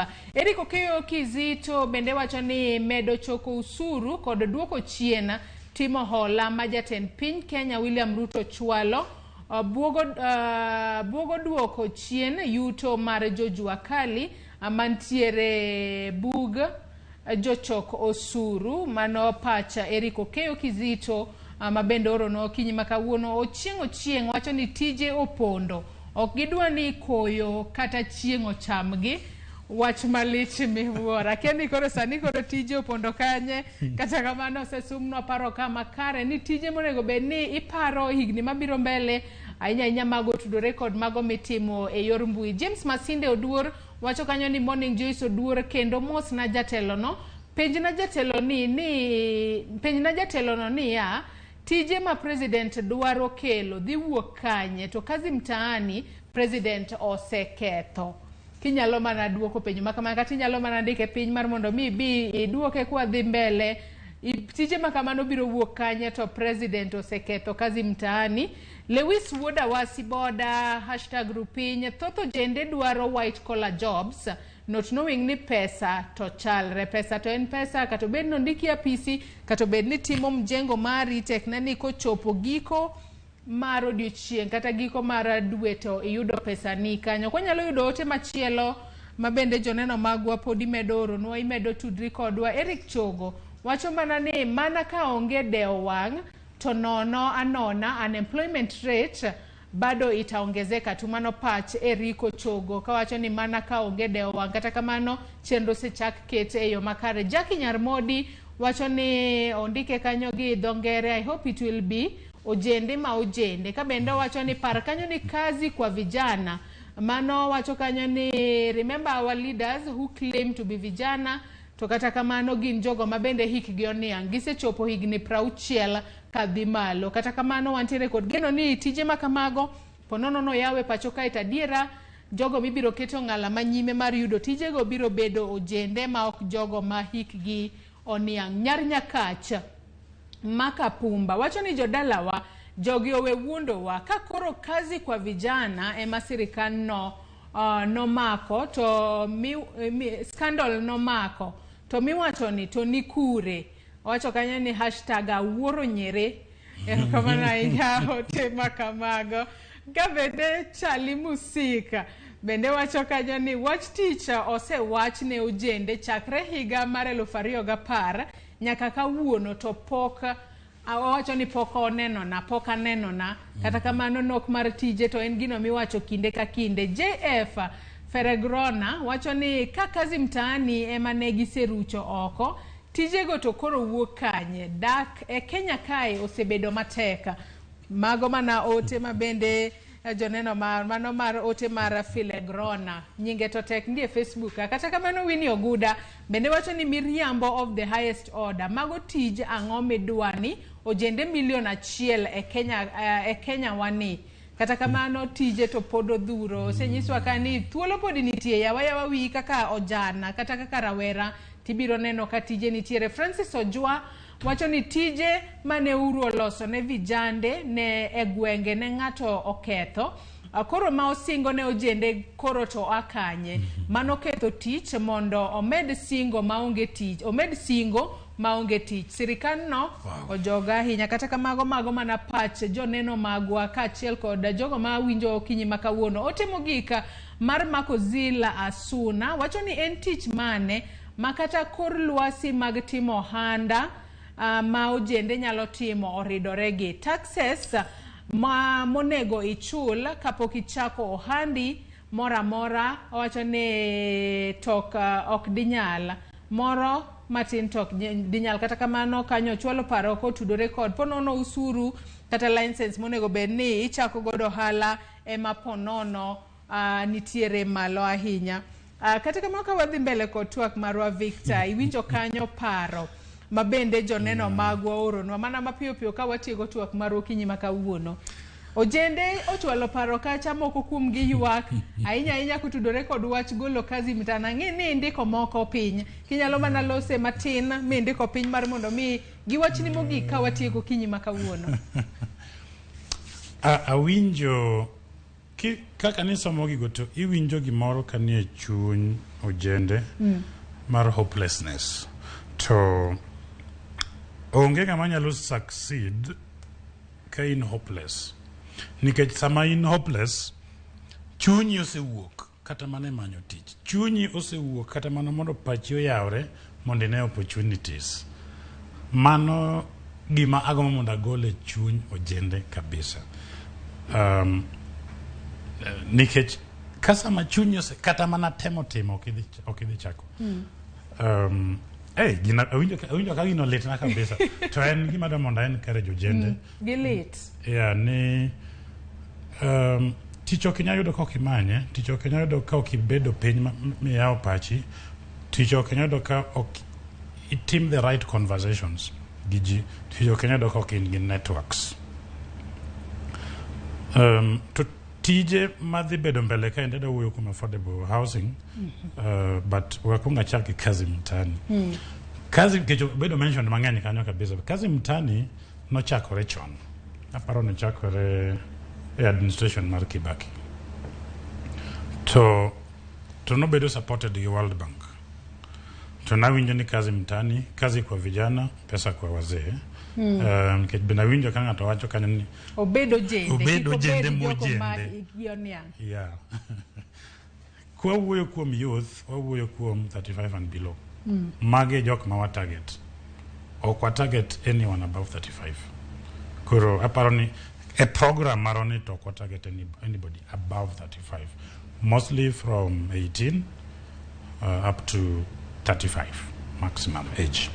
Koro keten gi mwasatimo kata kon ingeni kazi mtani wane ma program no duogo ne KEPSA higa mara 2011 en Kenya Youth Empowerment Program mani winjo ka achako wuoye chandi ma wa implement for 5 years. That program ne bedo piloted gi World Bank e pinje mang'eny to Kenya kokalo kuom KEPSA mane okaw tijni endi kowuok e lwet sirikal. Ing'eni World Bank nochungo pesa mogolo tijni kuom sirikal. Ng'ato bo wacho ni scandal moko be nitiere kanyo. Nikech mane momiyo World Bank nochunge, but sirikal no maintain nying mar kazi kwa vijana. To kirango typical kazi kwa vijana gin beto gi ywecho mago ke tich modwa ni mondo jende otim. Maka ne President Ruto chunge, to nitigo omiyo nochunge nikech samoro nen gi scandal mang'eny. Pesa michulo jende ichulo gi pesa matin, pesa ma samoro ndiki to pesa mang'eny. Okay? Koro nitiere ji e channel ka indi mondo jende yud pesa samoro ondik ni kaka 50,000 tidhi yudo 15,000. Okay? Nen gi scandal mang'eny. Be omiyo World Bank nochunge, to ka World Bank nochunge to noduoge ne KEPSA to nwaloko nyinge mondo bed Kenya Youth Empowerment Program. Wa implement higni 5 wakonyo godo youths 10,000. Wakonyo godo joendni matindo mana bende mane omedo dok oendni gi rieko man malo makoro wan nyaka gi videos gi jok manyisi kaka program no nokonyogi ka gin jok mane timo ohala. Wan gi jok ma nondike tich bang training, bang internship, because notimo internship dweche auchiel to kinde mar dweche auchiel go watimo ni proper training in job ready. To wawuoyo gi the placement institutions moko bende nodok e school kawacho ni to karonenga adok medo sumo rieko. Aneno ka samarwa mana kinyalo wuoyo kotudore kod gero udi manego gi yot no mana mapiyo piyo ka achiel kod wach ni mogik ka watieko. Yeah. Naneno ka rais nochako gi Homa Bay. Kendo naneno ka tenders moko dhi chako wuok koni. To program mar gero ute mabeche gin e piny. En gima paro ni waseywago mang'eny kabisa nikech kaka bombe wamedo gerore be kaka dwaro mar ot dhi bedo malo. Kwa chako gi jok matiyo e counties gi counties monengo bedni seche moko dak e ute sirikal magichulo bei mapiny. Mano need number 1. Kwa dhi e jok madwaro ng'iewo ute madwa bedo landlords lakini gidwa ng'iewo ute mabeche gin e piny mondo bende gikaw rent, gichok rent e utego endi. Mago bende demand ma bende nitiere malo kabisa. Koro to seche migero utegi endi adwa miyi one example. Kidhi is it Ngara? Nitiere affordable housing projects matimore kanyo kabisa. To ne wakonyo jo Kamkunji Juakali Association ma watudo gi contractors to gi ministry ma was in charge of housing. To wadhi wakonyo jo Juakali ka bede association ma koro negi supply dhoute, negi supply dirisni, locks, everything madwarore the fittings no wuok Kamkunji kaendi. That association ne dwaro pesa mondo gichak los wang'o godo kata mana dirisni gi dhoudi gendi. To pesa no ne gionge go.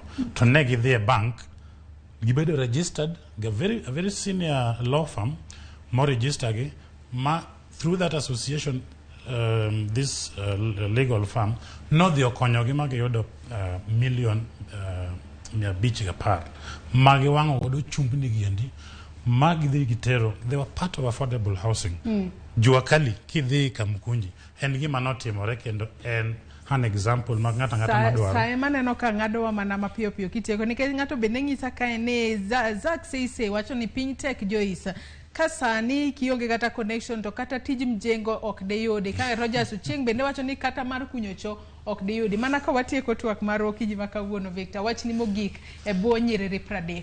Wachna mogik en ni wabed uru jok man gi geno.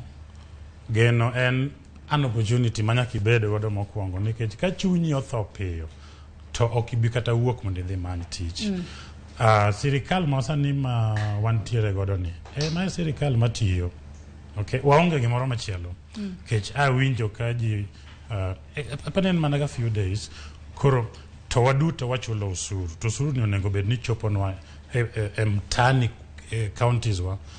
Koro wakonyre uru kanyakla watiuro gi sirikal kudwaro loke to buloke higa mabiro 27 but ok sani nyaka watie gi sirikal ni. Erokamano ahinya. Erokamano ahinya kwa Ramogi Juang'ai wantiere kae kod Victor Ogalo mabende en jalup jatatije maduong' mano kaduola mar KEPSA. Moko kumo bendo ndiko naka Moses Mbai kasomo otimo gik mar Moses Mbai ka bendo wacho kae ni topic mit kabisa jalony be wiye bith seriously.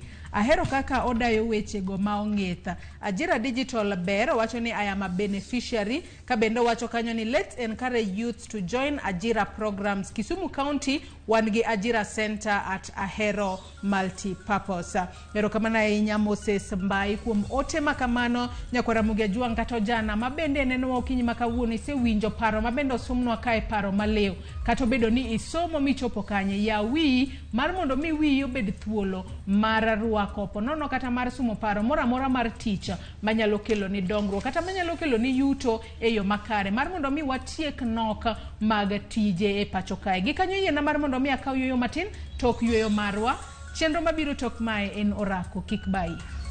Erokamano ahinya. Erokamano Joyce.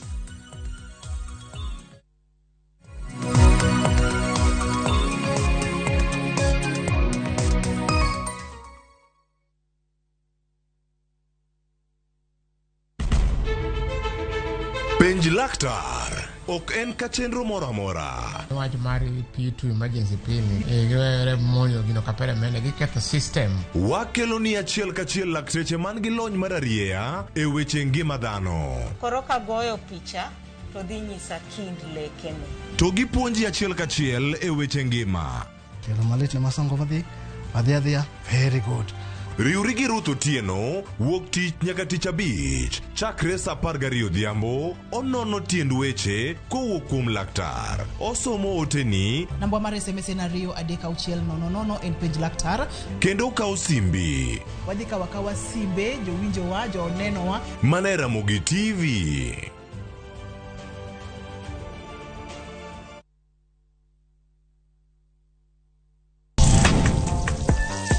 Chiemo kelo wa kanyakla, ibedo kod paro mabeyo mag chiemo motedni. Karibuni.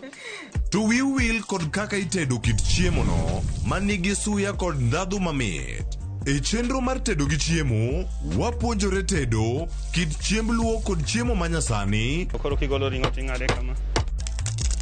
Tich adek ka tich adek, saa 2 okinyi, mana Ramogi TV.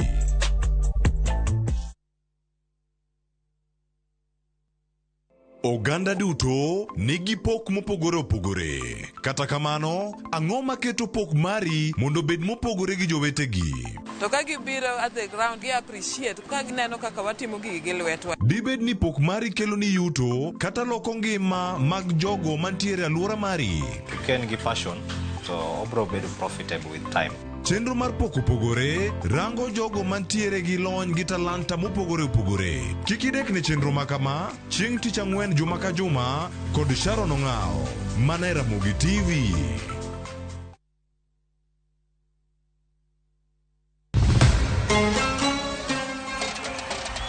Qatar, Piny Kingi, Sheikh Tamim Hamad Al Thani. Timbe 32 rakore ka wenge gi giketo e okombe adhula mar nyadhi e piny mangima. World Cup. obiro bedo tim mar Brazil, France, kose achiel kuom pinje Afrika en mabiro kelo okombeno kuom thuolo mokwongo. Adhula ogoyo tach. Kete mana e Kuku World Cup chakore tarik 1 dwe mar 11 higani, tich 2, saa 7:30 odiechieng'. E Ramogi TV, Citizen Digital to kod View Sasa.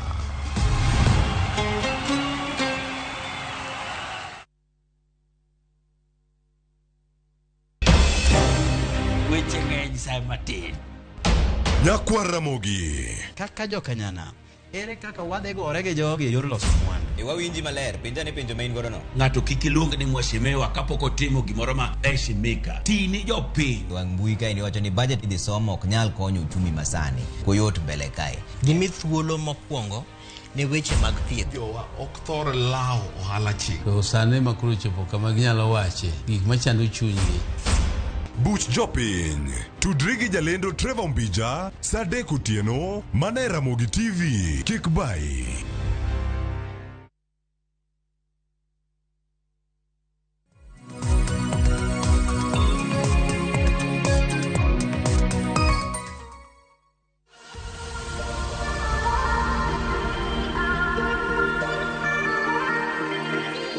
Machiegni urunyi kwa Ramogi Adwang, Aninga J Power, an kod Fito Yugi, ama Kiaro Akinyinya Alego. Kawuono wadwa timo lower body gi side core ama obliques. Wadhi timo sets 3 gi kwano 12. Wadhi kao break mar 10 seconds kwa modho pi ama wayweyo. Mokwongo let's warm up. 1, 2, 3, 4, 5, 6, 7, 8, 9, 10. Kae tidhi piny 1 kasiduogo malo 2. Kamano 3, 4, 5, 6. Imako wi matin. Mana 7, 8, 9, 10. Kae tirich korka cham achich. Wabro dhi 10 kendo. Kik wiyi wil ni mae warm up. Waikore mar chako main workout 1, 2, 3, 4, 5,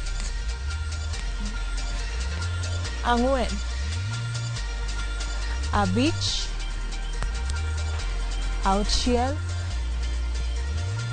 7,